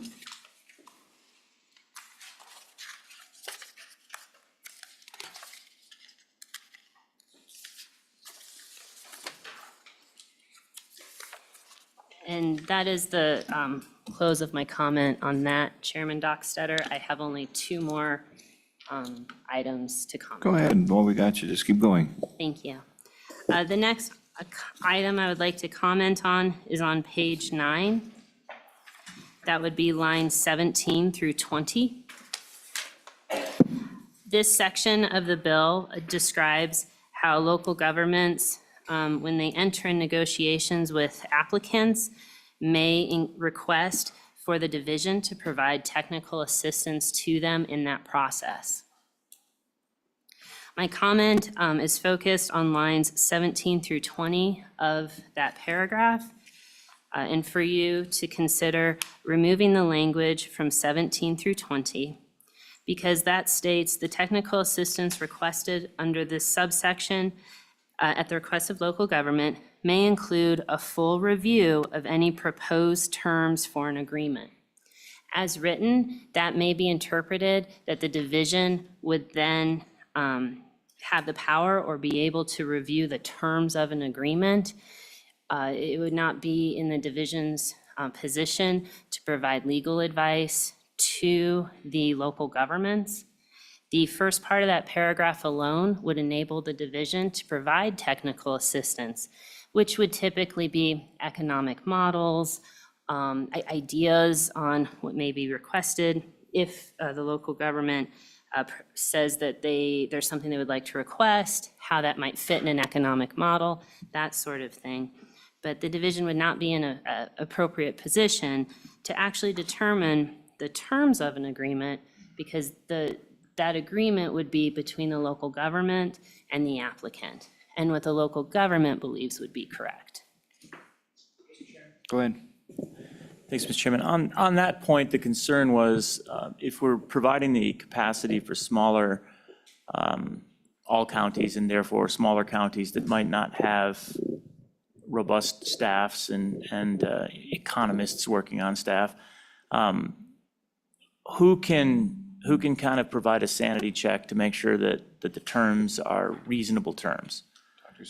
That's the question. And when we talked through this, we thought providing the opportunity for them to check in. Do you have any other ideas or any other way we can phrase that to accomplish that objective, where we just know that maybe some of our smaller counties might struggle to have sufficient resources, and industrial siting clearly understands the issues better than they do?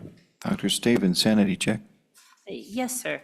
At this point in time, the current language under the statute that provides, and I apologize, I'm looking for it now, that empowers local governments to request technical assistance, the division has always interpreted that as exactly what you have described, sir, to provide economic models, economic assistance, and to ensure that the local government is receiving the economic support, the economic expertise to support its position. Senator? Good? Okay. No further comments? Okay. You got a little more? Dr. Staven? Thank you, Chairman. My last comment is just for your consideration on page 11, and that would be lines 1 through 8. And this section is more of a question and maybe just requiring a bit of rewording. As written, it states that if payments are already being made under the act, commencement of construction of another industrial facility shall not be considered for purposes of establishing a new impact assistance payment amount or determining when amount shall commence under this act, but will be only considered for determining when the period of construction ends. This paragraph, I was not confident whether to interpret it as if a impact assistance is already being provided for one facility, if a second facility comes in, will that preclude impact assistance being able to be requested by the second facility? Or is it to be presumed that the second facility will be a continuation of the same impact assistance amounts or something like that? In this paragraph, I was just identifying for your consideration to better clarify what this section is accomplishing. Dr. Staven, any further? And Chairman Dockstader, that is my last comment. Before she leaves the table, committee, this is your opportunity. Representative. Chairman, thank you. Dr. Staben, one question, in fact, the first question of two I have is, it would appear to me that as it relates to our extractive minerals or extractive businesses, this may most likely will promote additional cost upon those operations. Would you agree or disagree with that? Go ahead. I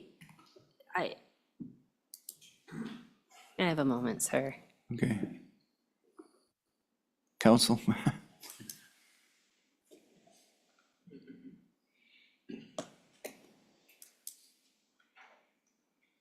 Director, you want to speak? So, yes, thank you, Mr. Chairman. Yes, it would increase the cost for the applicant because currently those impact assistance payments are being borne by the general funds in the state. We're basically turning that around and saying, okay, the applicant or the project proponent will pay those impact assistance payments. To the extent of how much that adds to the cost of the project, it depends on what they negotiate for the impact assistance and the needs for unmitigated impacts as a result of the workforce and the construction of the facility. Representative Conrad? A follow-up, Mr. Chairman. The question then evolves to a different component. As a recent example, at least in the southwest corner, when those impact assessments were done and/or when the respective cities were asking for the money or denoting a value, it appeared that the number of the cities in this case got together and recognized that one was lower than the other. So then there was this increasing of money so that they were more equitable or more, I guess, comparison. And I just wonder about the escalation when cities compare their ask amount, that we're in this bidding contest to take as much money as possible. So what are the checks and balances that ultimately will impact the existing mineral base or the existing, in this case, company, from mitigating those inflated potential values that have been given? Director, Doctor, the other one. Representative Conrad, the checks and balance would come in with the council. If the local governments and the applicant are unable to come to an agreement, then the same information provided in those socioeconomic studies and the studies that the council currently makes its determinations on would still be considered incorporated into an application. And if the local governments and applicant do not come to an agreement, then it will be left up to the council on the day of the permit hearing to determine those dollar amounts, just as they do now, but with sales and use tax money. Representative? Thank you, Mr. Chairman. Thank you for that answer, Dr. Staben. Just, it's curious to me that we sure rely on the back of the industrial, or more importantly, extractive minerals in the state, which is a benefit to all of us. I just worry that we're continuing to add more burden to this category of folks as we talk about this bill in specific. So any reassurances, or more importantly, said differently, I guess the director stated that this would add costs to the extractive mineral base. Doctor? Do you agree? This would add a cost to the applicants. It would. However, as far as any type of burden to the division or the council, the way it has been designed, there would not be an additional burden to the council. Good. Co-chair? Let me double check here. Representative, do we finish with you? Mr. Chairman, that's it. Thank you. Okay, go ahead, co-chair. Thank you, Mr. Chairman. So, Dr. Staben, just to follow up on Representative Conrad's line of thought here, correct me if I'm wrong. Currently, the impact assistance payments are made out of the sales tax a company pays on a project. Am I correct? Yes, it's paid out of the sales and use tax. So under this draft, then a company would not be paying those out of the sales tax, but in a way, whatever they've negotiated. Am I correct? That is correct. Okay, but and then they would still also pay sales tax. Am I correct? Change for a moment. Just That go is ahead. correct.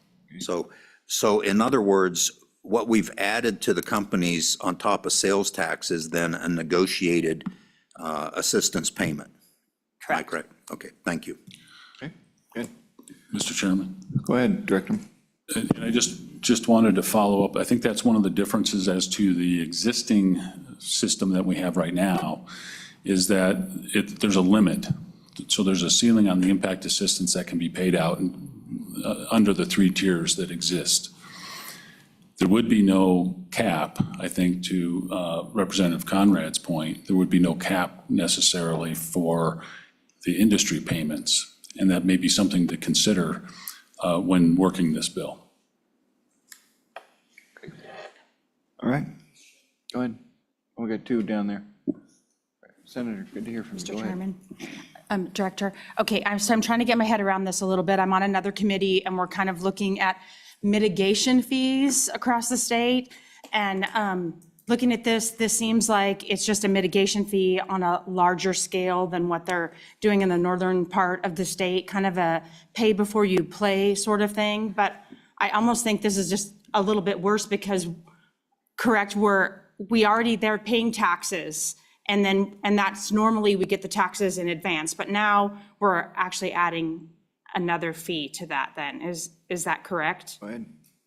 Mr. Chairman, yes, that is correct. There would be an additional fee to the applicant. They would be covering the impact assistance costs that are determined by the council, as opposed to those payments coming out of the sales and use tax statutes. Further? Okay. Then you had Senator next to you, and then we'll go to Representative. Thank you, Mr. Chairman. On the discussion of the cap, one of the considerations there was putting something in statute when you're allowing 2 parties to negotiate. A cap on either side on anyone honestly screws up the negotiation, right? It basically ties one negotiating party's hand behind their back, and that was why the draft doesn't include a cap. The other point of discussion, most of these, the anticipation, the desire is for conclusion to take place prior to it going to industrial siting. So you come to an agreement between the community, which has a vested interest in having the project go forward, and the business that has a vested interest in the project going forward. And so they're both going into a negotiation in good faith where they want to conclude that negotiation. The interesting thing right now is where we have a system where the state pays the funds. The interest of the communities is get as much from the state as possible. It's a very reasonable approach. It's the right approach. It's what I would do if I were in city council or county commission, right? I would figure out, how can I get as much of this sales and use tax from my community as possible? Good plan. With this legislation, though, the negotiation is 2 interested parties that both want the project to go forward, but they're on the opposite sides of the cost negotiation. So the community is going to have to provide a pretty strong justification to get a counterparty to pay for something if they want to move that project forward. And reciprocally, that counterparty, the industry, is going to have to work with the community to identify those needs to move it forward without it going to what we'll call a contested hearing, but basically an industrial siting council decision instead of these 2 parties deciding. So when you start talking about the cost, This negotiation is a healthy negotiation to keep the costs down because you have an appropriate negotiation in place. Now, it is true that the industry is paying it.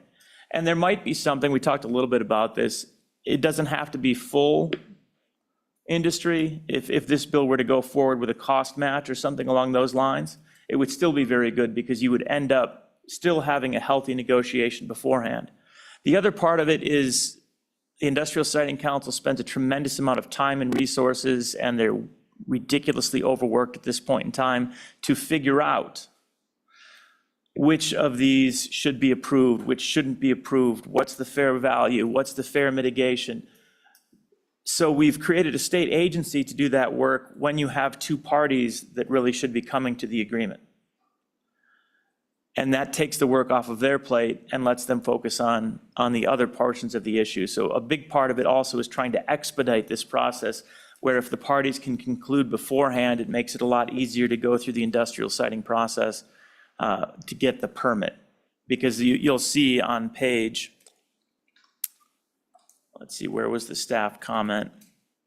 Bottom of page 5 onto page 6, there's basically an expectation that you'll accept that agreement unless it's wildly out of line for some reason. So the Industrial Siting Council is going to start with the assumption that the agreement that is concluded between the negotiating parties is appropriate, and then you'll see the three, which if there are specific terms that it's insufficient to adequately address, they can find outside of it. So streamlining is of value to industry also. Making this process smoother is obviously going to be time value of money value. So that was a lot of what drove the discussion is that upside. And I just wanted to make sure that that was coming through as well, because we didn't spend a lot of time going through the bill in the beginning, line by line, to see that that was a provision. And I wanted to address Representative Conrad's concerns. Thank you, Mr. Chairman.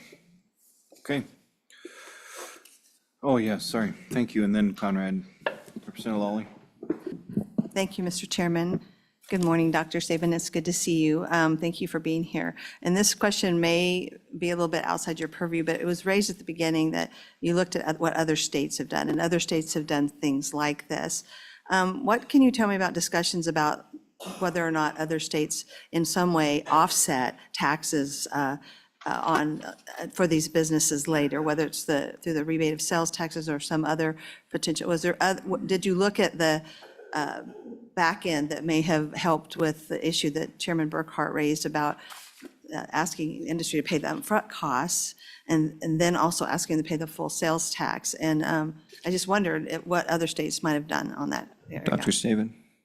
It is my understanding that what some states have done is either the amount that was given in order to do the project, that same amount is given back, as you said, as a tax rebate or as a tax write-off, that sort of thing, or a portion of it. That's basically only the two other ways that other states have done that. Other states also may receive a project just where they do have to do, like in Colorado, yes, the applicant does pay on the front end for any type of mitigation and that sort of thing, but also in Colorado, you have less permitting requirements, or it's up to counties to do the permitting. And so that also can weigh into a decision. Representative Lawley, good. Thank you. That answered my question. I appreciate that. Representative Conrad. Mr. Chairman, thank you. I just want to inquire, or more importantly, comment with regards to Senator Roth's comments. You mentioned the good in this area, this at least proposed bill, was that negotiation takes place. And after negotiation, when it doesn't take place, well, more importantly, you said negotiation, it expedites the processes. So my concern is when negotiations don't go well, then we get into litigation. And then how long does that, I think it could potentially extend this whole deal. I'm just really worried and concerned, most importantly, about how much we're putting, again, strapping on the backs of our industrial extractive businesses itself. So I appreciate the concept, but as I have recently seen, in the recent example in Southwest Wyoming, we had cities competing to see who could maximize the values of how much money they wanted back, and it became almost a competition, and that was a little disconcerting to me. Mr. Chairman? That's a question to this end of the table or back to our? Through you to Senator Rothus. Rothus. Thank you, Mr. Chairman. So 2 points there on the litigation. If the process goes smoothly, obviously you'd have the advantage, you wouldn't have the litigation. If the process goes badly, as you suggest, it would neither be faster nor slower than the current process. It would fall into the existing process. So any path to litigation that currently exists would continue to exist, but it would basically go to the Industrial Siting Council for their decision, and then any potential for litigation within the Industrial Siting Council would be as it is now. So it could improve things. At worst, it's the same. On the competition between the existing cities, that's where I see the strength of something like this. They're competing because they want to run up the score. And again, I don't blame them for wanting to run up the score under the current system, because they have a certain maximum amount of money that we've set aside for them from the general fund that they can achieve if they can all work together and figure out a way to achieve it. So that's the incentive there. In a negotiated system as this is, they're negotiating with industry and they want to keep industry. So it's not a let's run up the score and get as much money out of the general fund as we can. It's we're taking money out of the funds of industry, and we don't want to alienate that industry. They're a good community member and they are paying, as you note. So I think it actually solves, it potentially solves that problem you've identified in Southwest Wyoming, where I can only imagine those same parties negotiating with their industrial counterparty would have behaved very differently in that situation, because it's not we already know how much money is available and we need to try and reach that number, which is what it's at right now, which is, again, part of why we're talking about this whole topic. But I appreciate those thoughts, Representative. Representative Conrad, your exchange is done? Thank you. Okay, thank you. Mr. Chairman, Heiner. Oh, well, let's hold up for a second. if I could just respond to one thing that I heard, and I just want to make it real clear that I don't view it as the counties or the municipalities are running up the score today. Just don't want the committee to get the impression that they're running up the score on these things. They're spending, or they're being awarded somewhere around 60% of what's available to them. So it's not like they're going all the way to the maximum amount every time. So I just wanted to make it clear that that's. Thank you, and I think since we'll probably have the counties talk in a moment on that, go ahead. Mr. Chairman, getting back to Dr. Staben, if I may, some questions there.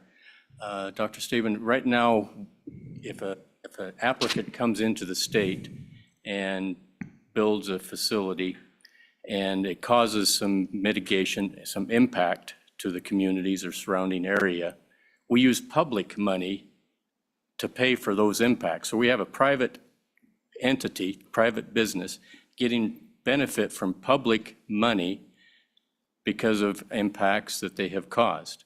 So what this bill does is try to prevent or stop using public money to subsidize a project, basically, is what's going on, is taxpayers on all over the state are subsidizing projects in northeast or southeast or southwest part of the state with public monies. So with your history of impact fees that you have assessed in the past, can you give us an idea of what percentage that would be of the total project cost if this cost fell to the applicant rather than public money? Is that 1%, 2%, or 15% of the total project cost? Dr. Staben. If the cost is based on the construction cost, and if the requests are made similar to how they are made now, then that would probably range between 1 or 2% of the construction costs as it currently does, assuming that their requests remain the same. Representative Heiner? Okay, that's it, got it. Okay, I want to pace this into the lunch hours so that we still have two other pieces of legislation. Committee, anything else? I think we're probably ready to, let's go to public comment. Before we do, let's do that. Director, you're welcome to stay at the table if you'd like. It's not an easy day to move for you, I understand, because of an injury, so you are welcome to stay there if you'd like. Okay, thank you. Public comment, please. If there's one or two of you, line up at the table at the same time so we can keep things moving. Appreciate it. Go ahead, you're first at the table. Mr. Chairman, members of the committee, my name is Ashley Harpstreet. I'm with the Executive Director for Wyoming Taxpayers Association. Just like WTA believes sound policy supports a balanced tax structure, we also believe policy creating new fees must be justified, equitable, stable, transparent, and auditable in their imposition and purposes. WTA supports the imposition for fees for administrative services when commensurate with the costs associated with providing those services. WTA believes fees imposed in lieu of taxation should be held to the same as those of cornerstones of taxation analysis. With that in mind, after careful review of this working draft, .7 industrial siting impact assistant payments, we are opposed to the concept for the following reasons. There is no data to justify the fee. The developer is currently paying for the impact through the form of the sales and use tax on the project. In other states where a project pays an impact fee, there are tax abatements or they are paid in lieu of state and local taxes. The existing government funds under the current statutory framework support the impact assistant fees.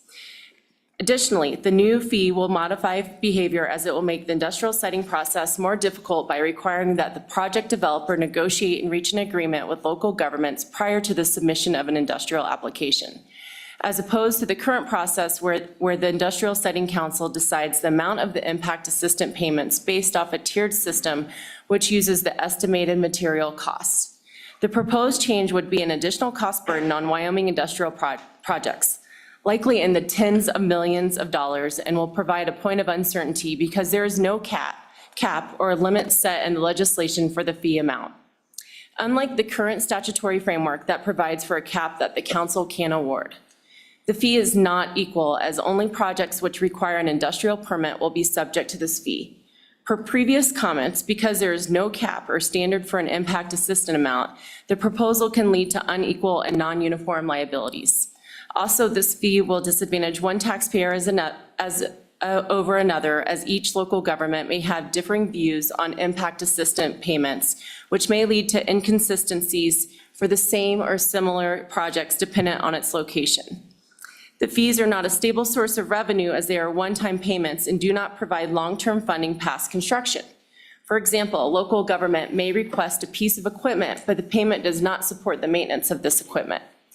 The fee is not transparent, as it will be part of an industrial siting application with no reporting requirement on how the local government spends the impact assistant payment under this proposal. There is no requirements on accountability that funds have to actually be spent on the unmitigated impact. This is a fundamental change in the process, as the fee is paid directly to the county treasurer under the proposed bill versus the Department of Revenue providing the payment under current statutory framework. Under the current statutory framework, the local government must provide an annual report to the Industrial Siting Council about how the impact assistant payment was expended.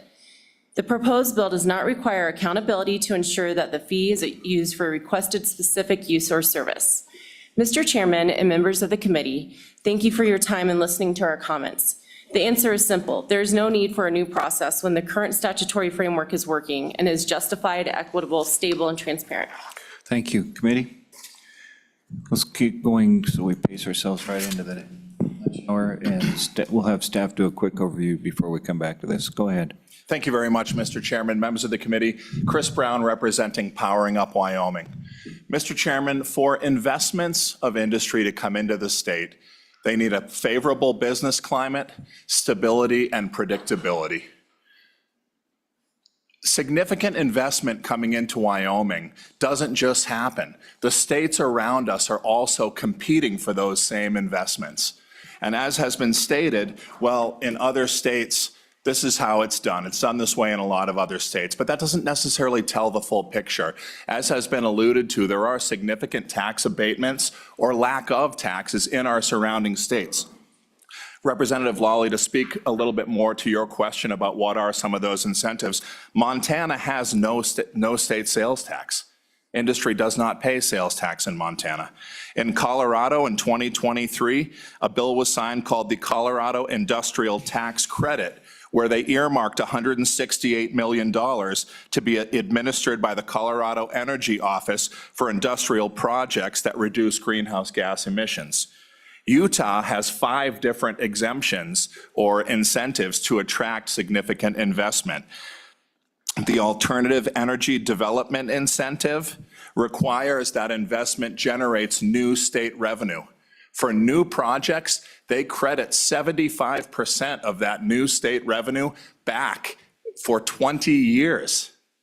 They also have a high-cost infrastructure tax credit, a production tax credit where they credit 35 cents per kilowatt hour back to the developer for the first 2 years. And so, Mr. Chairman, I don't profess to be an expert in every single nuance of our surrounding states. I'm trying to illustrate the fact that states around us are competing for significant industrial investment.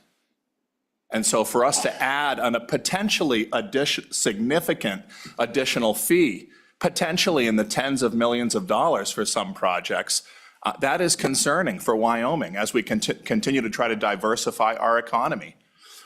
Mr. Chairman, in closing, I moderated a panel at the Energy Authority's Energy Forum a couple of months ago in Cheyenne. And one of our panelists represented a company that has invested hundreds of millions of dollars in Wyoming. And they talked a little bit about the siting process.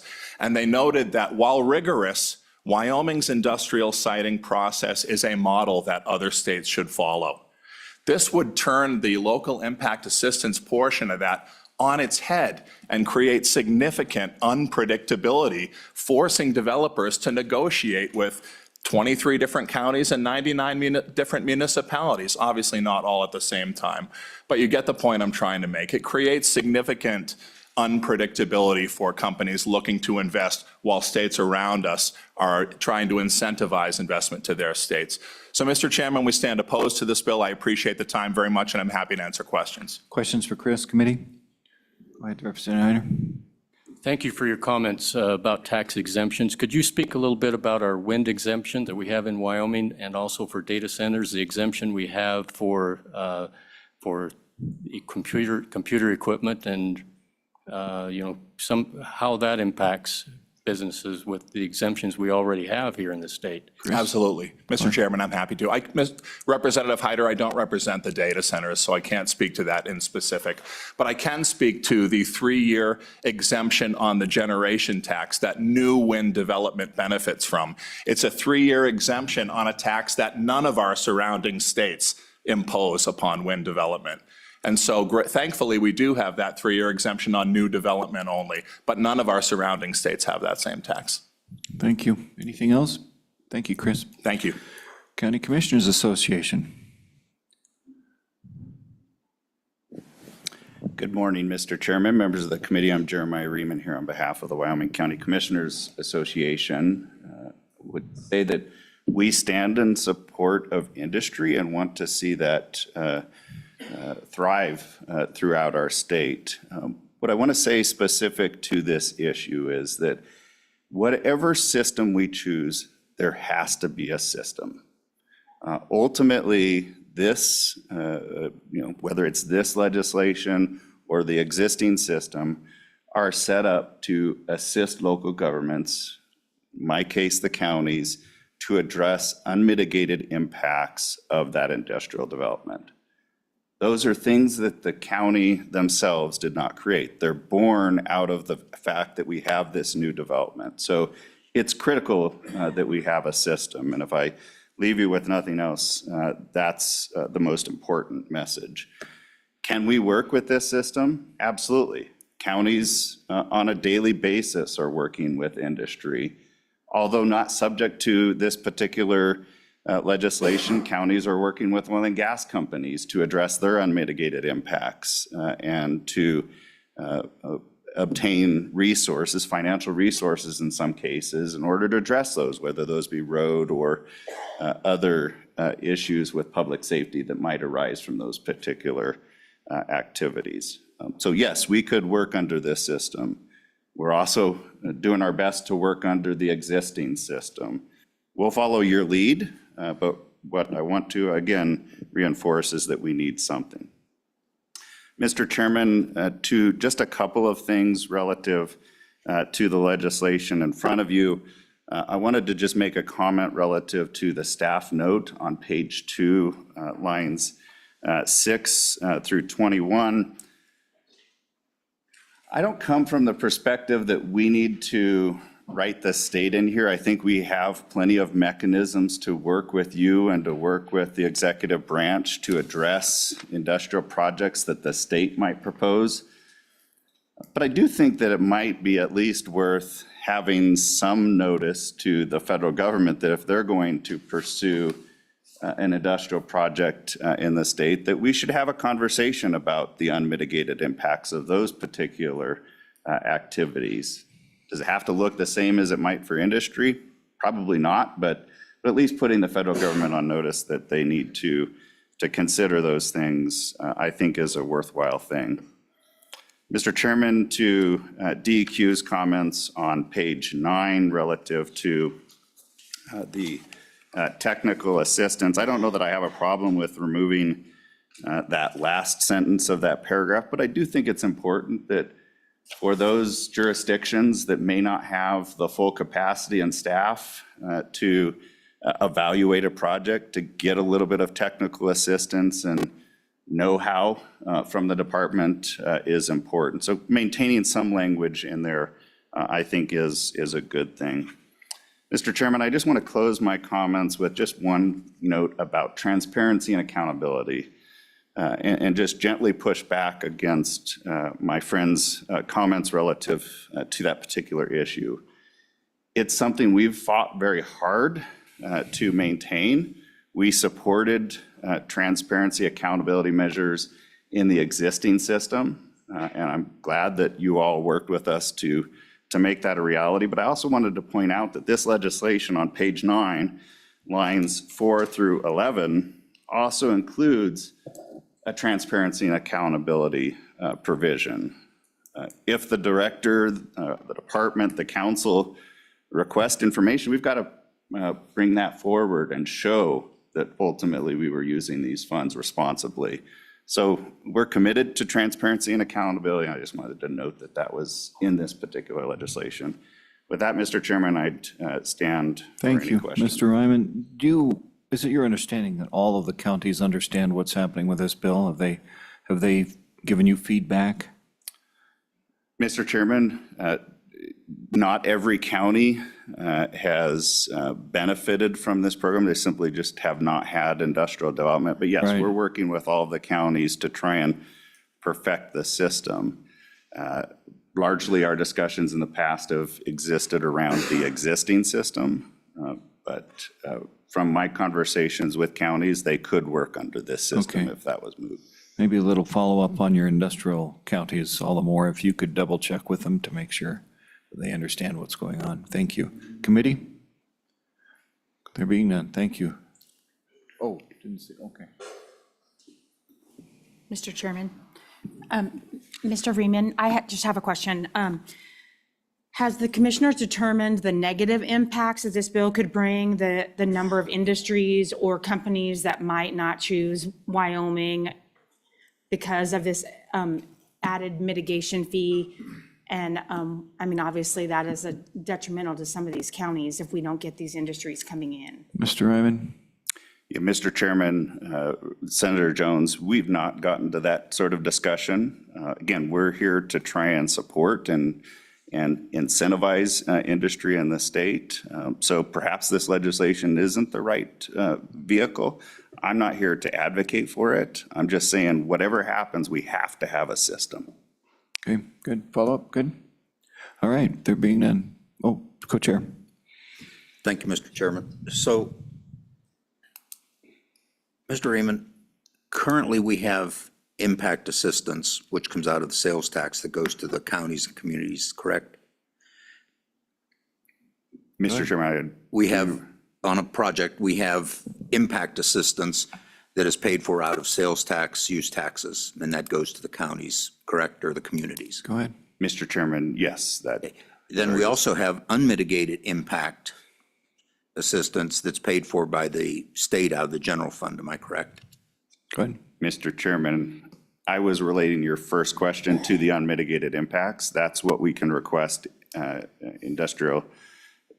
the Industrial Siting Council is for unmitigated impacts. We can't go for other impacts of a particular development. Clear? Okay, Good. thank you. Okay. Anything else? That's it. Thank you. Whoever wants to go first. Mr. Chairman, thank you. My name is Chris Mickey. I'm here representing the Wyoming Business Alliance. I just wanted to echo some of the comments made from the previous speakers. The Wyoming Business Alliance does stand in opposition of this piece of legislation. We believe that requiring businesses and local communities to negotiate this impact assistance payments on top of the taxes these businesses already pay only increase the cost of doing business in Wyoming, and it puts our state at a competitive disadvantage. This legislation also risks causing dramatic uncertainty for projects already under development, but that have not yet reached the end of the lengthy permitting processes. Mining, refining, carbon capture, or power industry projects already pay a significant amount of property taxes, sales and use taxes, and other taxes. These help broaden our tax base and create good new good paying jobs in Wyoming. With this legislation, it makes it harder for these new projects to be economically successful in Wyoming due to the additional cost burden and uncertain permitting environment. This could lead to planned projects being canceled altogether and potentially remove Wyoming as a possible location for new projects that want to come in. This legislation creates more uncertainty and instability for businesses in Wyoming. It reduces Wyoming's competitiveness and would further disincentivize the development of large, important new mineral and non-mineral production and delivery projects in Wyoming. And for those reasons, the Wyoming Business Alliance stands in opposition to this piece of legislation. Happy to take any questions. Questions for Mr. Mickey? Oh, you're clear. Thank you. Go ahead. Thank you, Mr. Chairman. Travis Detai with the Wyoming Mining Association, and I'm also, for this particular bill, going to wear the hat for the Petroleum Association of Wyoming and our friends in the oil and gas industry, standing in opposition to the bill. As the previous speakers have much more eloquently put it than I possibly could, this just increases the cost of doing business in Wyoming. And, you know, from the mining sector, doing a little bit of the back of the napkin math here earlier, in 2023, the four major sectors are coal, trona, bentonite, and uranium producers, paid over $850 million in taxes, royalties, and fees to the state of Wyoming and to local governments. That's a lot of money. That's plenty. The system it works. We believe it works as it does. And, you know, when you talk about the taxpayers footing the bill for this, we are the taxpayers, and we are footing the bill for us, and it's good, and it works fine. You know, and I think kind of to some of the other conversations that's been going on, you know, where a business might be driven off because of the costs are too high if this goes into place. Well, with the mining sector and our minerals, they're there. If you want to develop, and you've got to come here, you can't go develop a trona resource in Colorado or Montana or Utah. It's here, and we want them to be developed. Again, going back to some of the previous discussions, production means revenue. Production means jobs. We've got to develop our natural resources, and this just, if we go down this road, it's just simply increasing the costs, and it is a disincentive. But if you want to do it and you want to come here and do it, it's just going to cost a heck of a lot more. We've got expansion projects in the soda ash and trona fields going on right now. An analysis of this bill from one of those companies that's doing one of the expansion projects told me, you know, this would add another $20 million onto their project. That's a lot of money. So I'll be short. It's National Chicken Wing Day and lunch is coming up. So I will end my comments, and I would stand for any questions, and I appreciate your time, and we stand in opposition to the bill. No questions on chicken wings, but anything else for Mr. Detai? Go. Thank you. Go ahead. Hi, my name is Kara Choquette. I work for two companies of the Anschutz Corporation, Power Company of Wyoming, LLC, and Transwest Express, LLC. And I'm also here on behalf of another entrepreneurial effort that we have underway in Wyoming that we call the Wyoming Clean Power Center. The Wyoming Clean Power Center would be located in Carbon County, and as part of that, we are exploring developing additional assets that we assume all of these will fall under the ISC jurisdiction or become ISC jurisdictional projects. That would include additional wind, additional potential solar, battery storage, natural gas generation with hydrogen-capable gas turbines, and carbon capture and storage. So we would urge today that you vote no on this bill for the reasons that we've discussed today, which is it's an additional cost or a tax on doing business in Wyoming. Non-mineral assets like these, the main way that Wyoming generates revenue is certainly property taxes, which are enormous for these multi-billion-dollar investments, as well as the sales and use taxes, which, as we've discussed, that is the funding source for the impact assistance program that comes to the state today. So a little bit of history, we've talked about history today. I was around in 2009 when the legislature talked about removing the sales and use tax exemption that had existed for renewable energy equipment, so wind and solar. Part of the reason for removing the sales and use tax exemption was to give local governments more money to cover impacts and to help fund the state's impact assistance program, which was funded through those sales tax dollars. In addition, of course, for wind, the generation tax was added. And again, the reason given at the time was in part to help address local impacts. As some additional context, I think it's important, we've talked a lot about sales and use taxes, but these are industries that pay a lot of property taxes as well. And if you look at the Department of Revenue's excellent annual report, which is always full of data, you can see that the electric power generation and transmission sector together has a total assessed valuation of about $800 million for the state of Wyoming. That is number 2 of all of the non-mineral assessed valuation in Wyoming, second only to the non-mineral portions of the oil and gas industry, which has about $1 billion assessed valuation. So the electricity generation and transmission business pays a lot of property tax to the state of Wyoming. The only other thing, I did my own back of the napkin or iPhone calculations for you, Representative Heiner, looking at how much this could add. So just hypothetically, if we looked at the Choke Cherry and Sierra Madre wind energy project as an approximately $5 billion capital cost in Wyoming, if this system existed, and if there were a cap of 2.76% or a 1.5% cap, as there is now in the tiered legislation, we would be looking at an additional cost of roughly $75 million to $138 million in costs or fees to do business in Wyoming. That would be roughly like getting a 30 to 50% additional sales and use tax burden. So that would be the scale of what this would bring to a project like ours. So again, we would urge you to vote no on this bill, and happy to answer any questions. Questions for Kara? There being none, let's continue on. Thank you, Kara. Thank you. Let's see, by seating order, you sat down first. Okay, go ahead. Perfect. Hey, Mr. Chairman, members of the committee, thank you.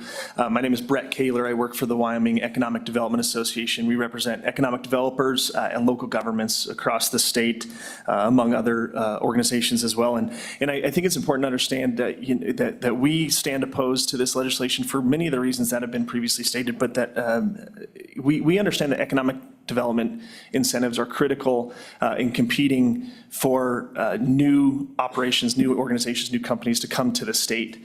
And that competition doesn't just exist between communities, but it exists between our bordering states. And new uncertain fees, obstacles of any kind do drive companies to look at other opportunities. And so, you know, if it is in fact that surrounding states are doing things that are similar, Wyoming needs to be in a position that's doing something different and better to do that, to bring companies to the state. Economic development is critically important to the livelihood of communities across Wyoming. And one piece I think is important to address is that this isn't just between two parties.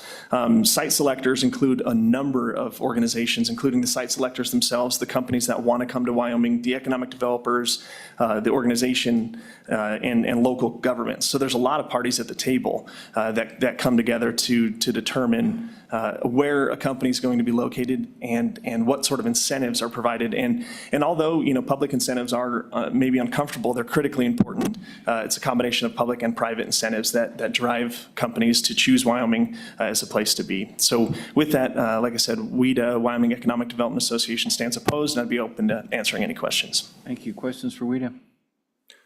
Being none, thank you. Thank you. Your concise comments. Go ahead, sir. Mr. Chairman, Justin Schilling on behalf of the Wyoming Association of Municipalities.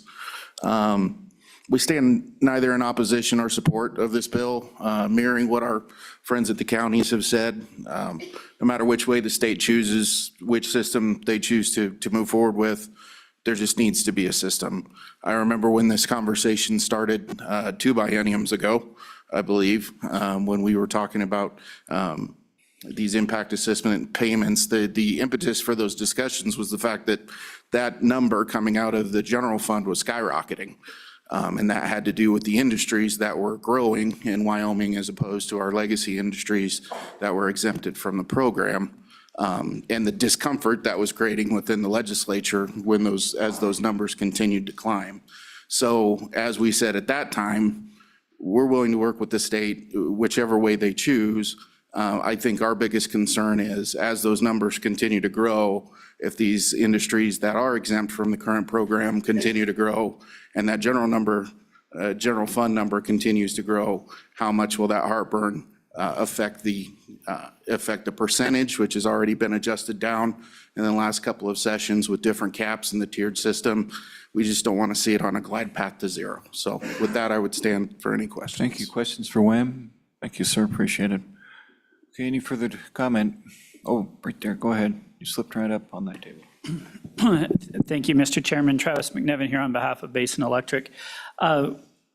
While Basin has is not building any new plants, the question was raised with this piece of legislation so should a finding of jurisdiction be found on a potential future modification of a power plant.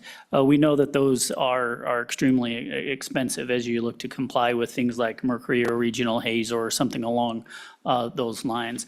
And this would, if those two things fell into place, again, this makes that cost of whether a modification or an upgrade to those plants should a finding of jurisdiction be found for that permit that much more expensive as been spoke about today, and I'll just simply leave it at that instead of revisiting many of the previous speakers' points. Thank you, Mr. Chairman. Questions for Mr. McNevin?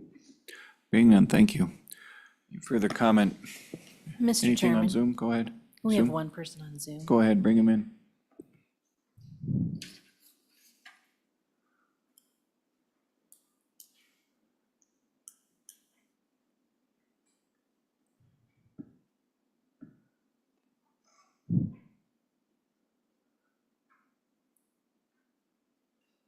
Go ahead, sir. You're on. Good morning, Mr. Chairman, members of the committee. Can you hear me okay? Yes. My name is Sam Kidd. I'm with Holland and Hart here in our Cheyenne office, and we represent a number of large industrial mining, energy users and developers in advocating for their interests before this committee and the legislature as a whole. But we also represent clients before the Industrial Siting Council. And I'd like to introduce Mr. Pope. He's built his practice representing clients for the Industrial Siting Council, allow him to provide his perspective on this bill, having worked in that space. Mr. Poe, it's all yours. Thank you, Mr. Chairman, members of the committee. My name is Jeff Pope. I'm a partner in the Cheyenne office. As Mr. Kidd alluded to, I've spent the last 7-8 years of my practice representing a myriad of industries before the Industrial Siting Council. That's wind, solar, oil and gas, carbon capture, data centers, trona, power plants, just to name a few. A lot of the comments against the bill I share, but I want to take the committee a little bit into the weeds of the industrial siting process to illustrate why some of these are larger problems. And let's start with the discussion about unmitigated impacts. One thing that wasn't discussed is the socioeconomic study that Dr. Staben alluded to identifies 3 things. First, socioeconomic resources where there will be a positive or neutral impact, socioeconomic resources where there will be a negative impact, but that is mitigated by the applicant, and then unmitigated impacts, which is the sort of underlying trigger in this particular bill. I want to touch on the mitigated impact section because I think it plays into a larger discussion that we've been having. So mitigated impacts are things that the applicant has identified that the project will cause to an affected community, but the applicant has voluntarily chosen to expend its own dollars to mitigate. For example, that could be additional training for law enforcement, fire protection. It could be spending money to provide additional facilities. I know some clients of mine have offered to build additional housing to offset some of the housing impacts of bringing in 500 construction workers to a smaller community. So there is already a piece of this process that allows for mitigation. What the Impact Assistance Program really deals with is what are called unmitigated impacts. And this is a particularly tenuous part of the process because most of the time, socioeconomic studies contained in applications identify very few unmitigated impacts. And what tends to happen before the Industrial Siting Council is the applicant says, we've identified very few unmitigated impacts. They don't take a position on the dollars that the council should award to affected local governments. And instead, it's on the local governments to get up and explain why they think the unmitigated impact amounts are larger. Now, what that does in the context of this bill is it means there is a very likely to be a clash of the applicant versus the local governments on what the unmitigated impact number is going to be. In fact, very often, and I can give you a few examples if you'd like, applicants will say, we don't think there's going to be an increase in crime as a result of the amount of workers coming in. Local governments then get in front of the council and say, we actually think we need to hire a new police officer, buy some new cars, whatever it is. So the process is already ripe for disagreement, but it's also already ripe for there to be a solution where the applicant can say, you know what, we may disagree on that, but we'll fund whatever it is. And a lot of companies voluntarily want to do that to be good community citizens. Now, another thing I think that's important to talk about from the negotiation side of this is we can't lose sight that for some of the industries that are affected by the act, there is a corresponding county permit process. And by forcing the applicant to the negotiating table with the county, you've really set up an unequal set of bargaining power between the parties. The applicant needs the county permit, but could it really in good faith say, we'll push back on the county's number lest they create bad will or some other thing that might jeopardize the county process? My experience would suggest that would be problematic. In fact, I have a client who's going through something right now where county is, as part of the county process, demanding things that the applicant doesn't think are appropriate. But in order to secure the permit, they are negotiating, working through the process. But I don't think we could describe what's going on there as a fair, even-handed negotiation. Now, that's not true of every local government, but it will be, and every project, I should say, but it is going to be a problem that will crop up. Let's do this if we could. Sure. We're running a little tight on time and appreciate your detailed discussion and giving us some examples, but Mr. Kidd and Mr. Pope, where do you stand on the bill overall? For or against? Against, Mr. Chairman.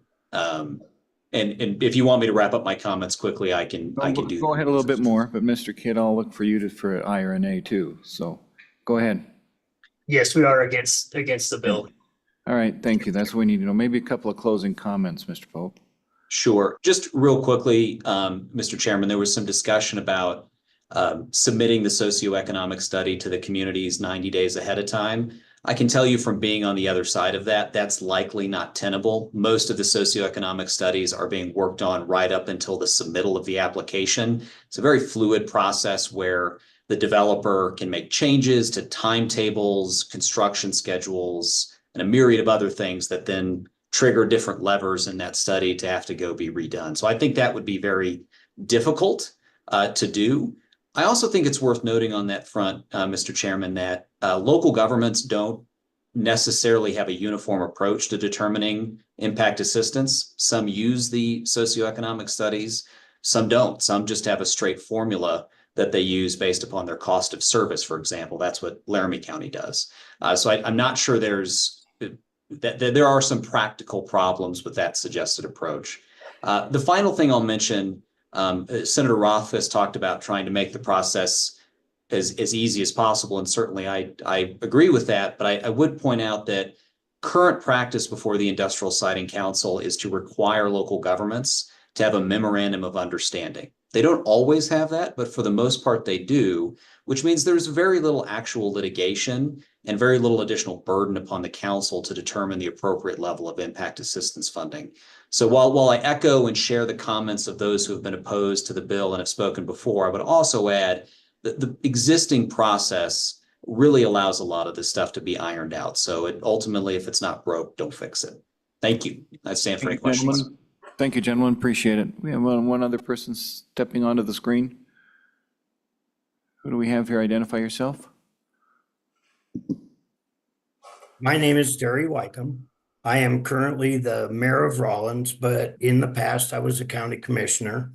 I have dealt with the industrial siting council process.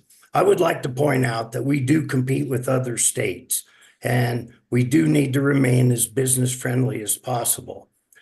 The discussion today about using public funds or money coming from the general fund, I will point out most of that comes from sales and use tax from the project. So one way or another, it's not costing the guy down the street. The other thing is it was discussed where the two parties sit down and discuss it, the industrial part and the government part. The problem with that is in our county, for instance, there's 6 or 7 different communities that have been involved in this process, and trying to get consensus with 6 or 7 or 8 people is just about impossible.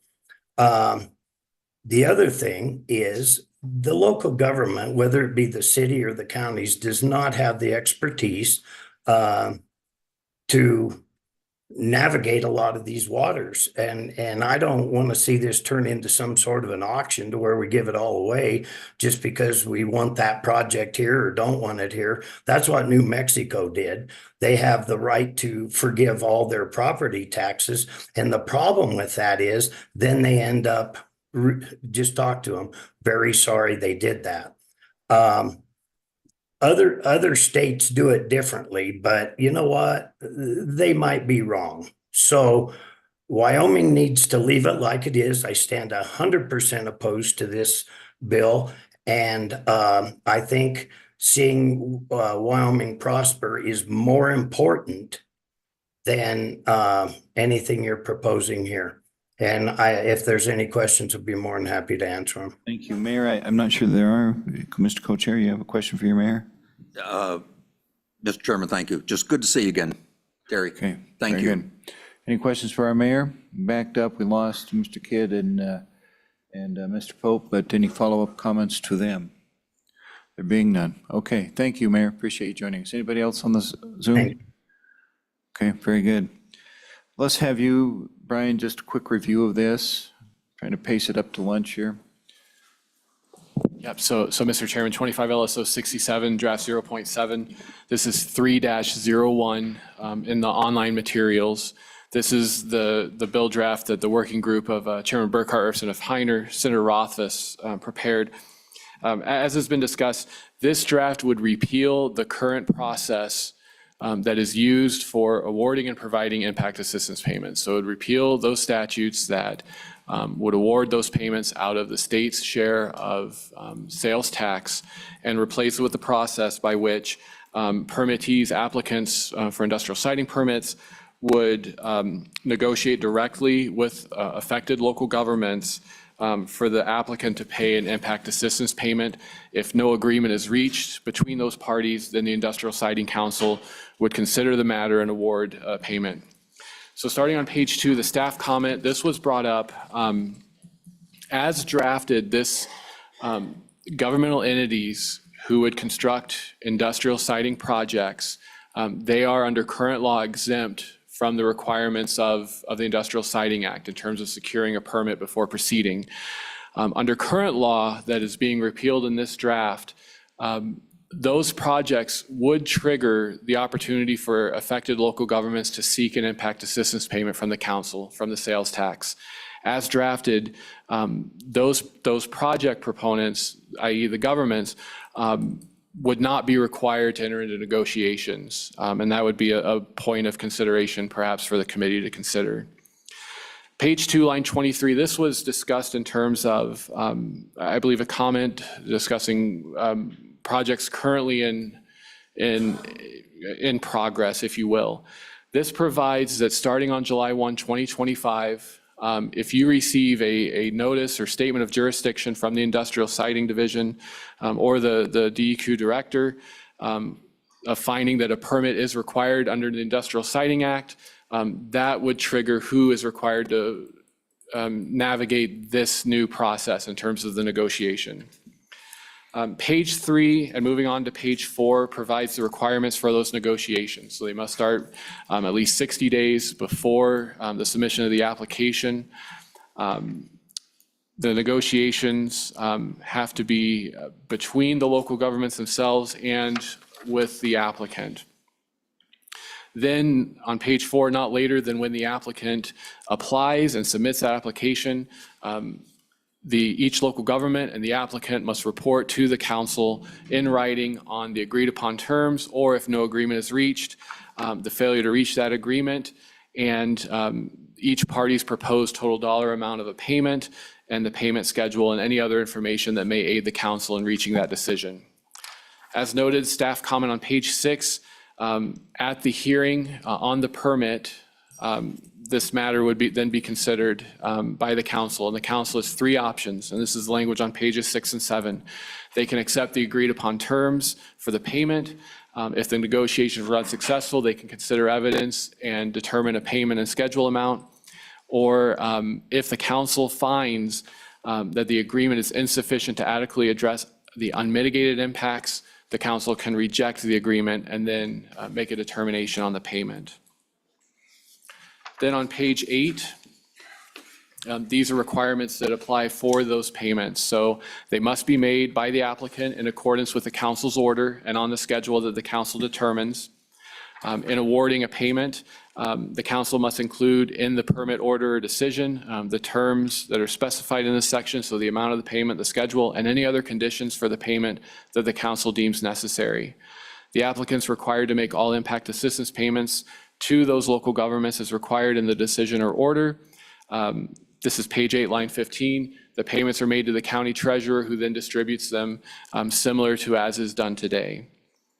An impacted local government or the applicant can petition the council for review of a payment and seek adjustment of that upon a showing of good cause. As noted previously, each local government, I'm on page 9 now, receiving a payment must keep records of all payments and all expenditures made with funds from that payment. And upon request, the local government is required to provide those records to the council. And then this was also discussed on page 9, line 13, each local government required to enter negotiations may request technical assistance, and the technical assistance may include, at the local government's request, a full review of the proposed terms. Mr. Chairman, the remainder of the bill draft are conforming amendments. I would point out a couple just based on the comments. First, the definition of period of construction. So the definitions that are brought into this draft on pages 10 and 11 and the top of 12 are identical to the definitions that are currently in statute, particularly for the definition of period of construction. One consideration for the committee is whether that definition is necessary. Current law specifies that the payments begin upon the period of construction.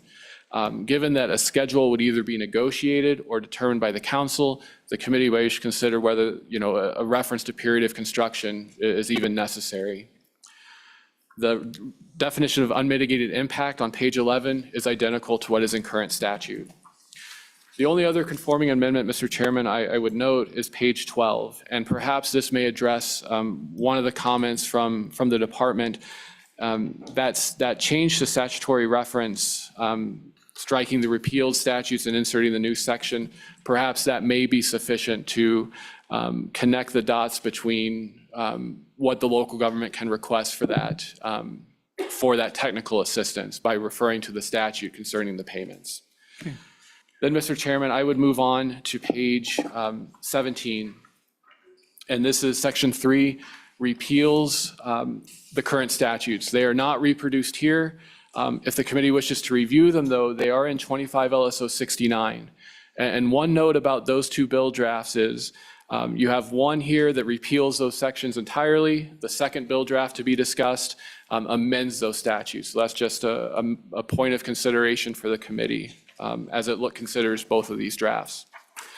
Then Section 4 is a non-codified section that makes clear that the act applies to all facilities for which the applicant receives a determination of jurisdiction on and after July 1, 2025. So that's kind of the cutoff.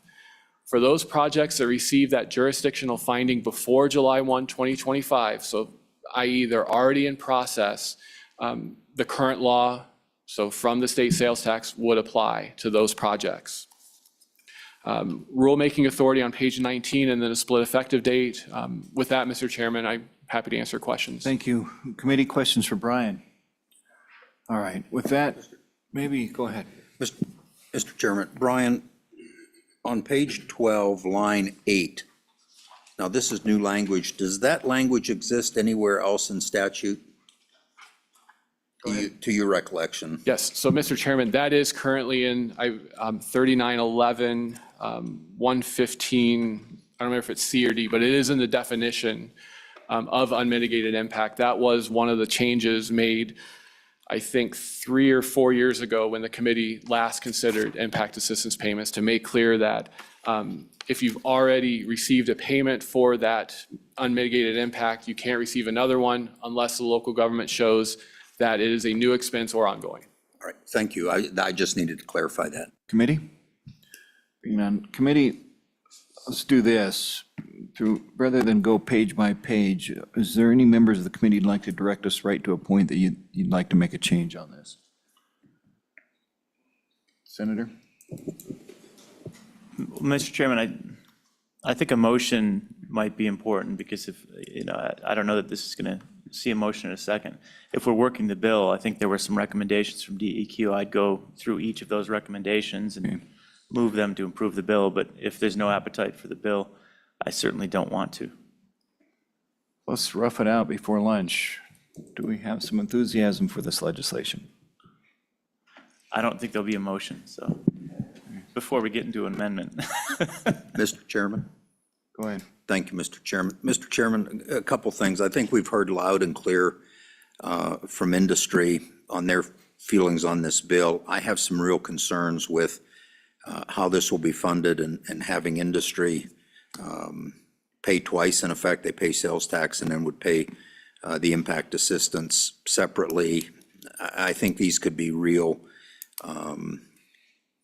barriers to industrial development. So I think unless we can really amend this, I'm a no vote on it, if it comes up that. Any other comments from the committee? I don't see a lot of expressions of excitement about running this piece of legislation through. No lack of appreciation for the two of you for addressing all of this and for staff working on it. But unless there's a motion to move the bill, I don't think we're going to do it. Is there a motion to move the bill? There we have it. Thank you. This bill will go by the wayside. Director, could we counsel with you for just a moment? You are on the next piece of legislation, but I think we're ready to break for lunch, but I'm concerned about your back. So do you want us to move into this next piece of legislation so you could leave early, or what's your thoughts? Mr. Chairman, I'm fine with breaking for lunch. You good for lunch? Okay. We'll be back. All right. So the next two pieces of legislation will shuffle into the afternoon where we do have some flexibility. And the time being, I think what we'll do, let's make it 1:30 return for lunch, and then we'll step right into these. Committee, any other further comments? Okay, we'll have a brief recess then for lunch. We'll come back in at 1:30, okay? Everybody understand? 1:30. Thank you. Appreciate staff and all of your work on this piece of legislation. Thank you.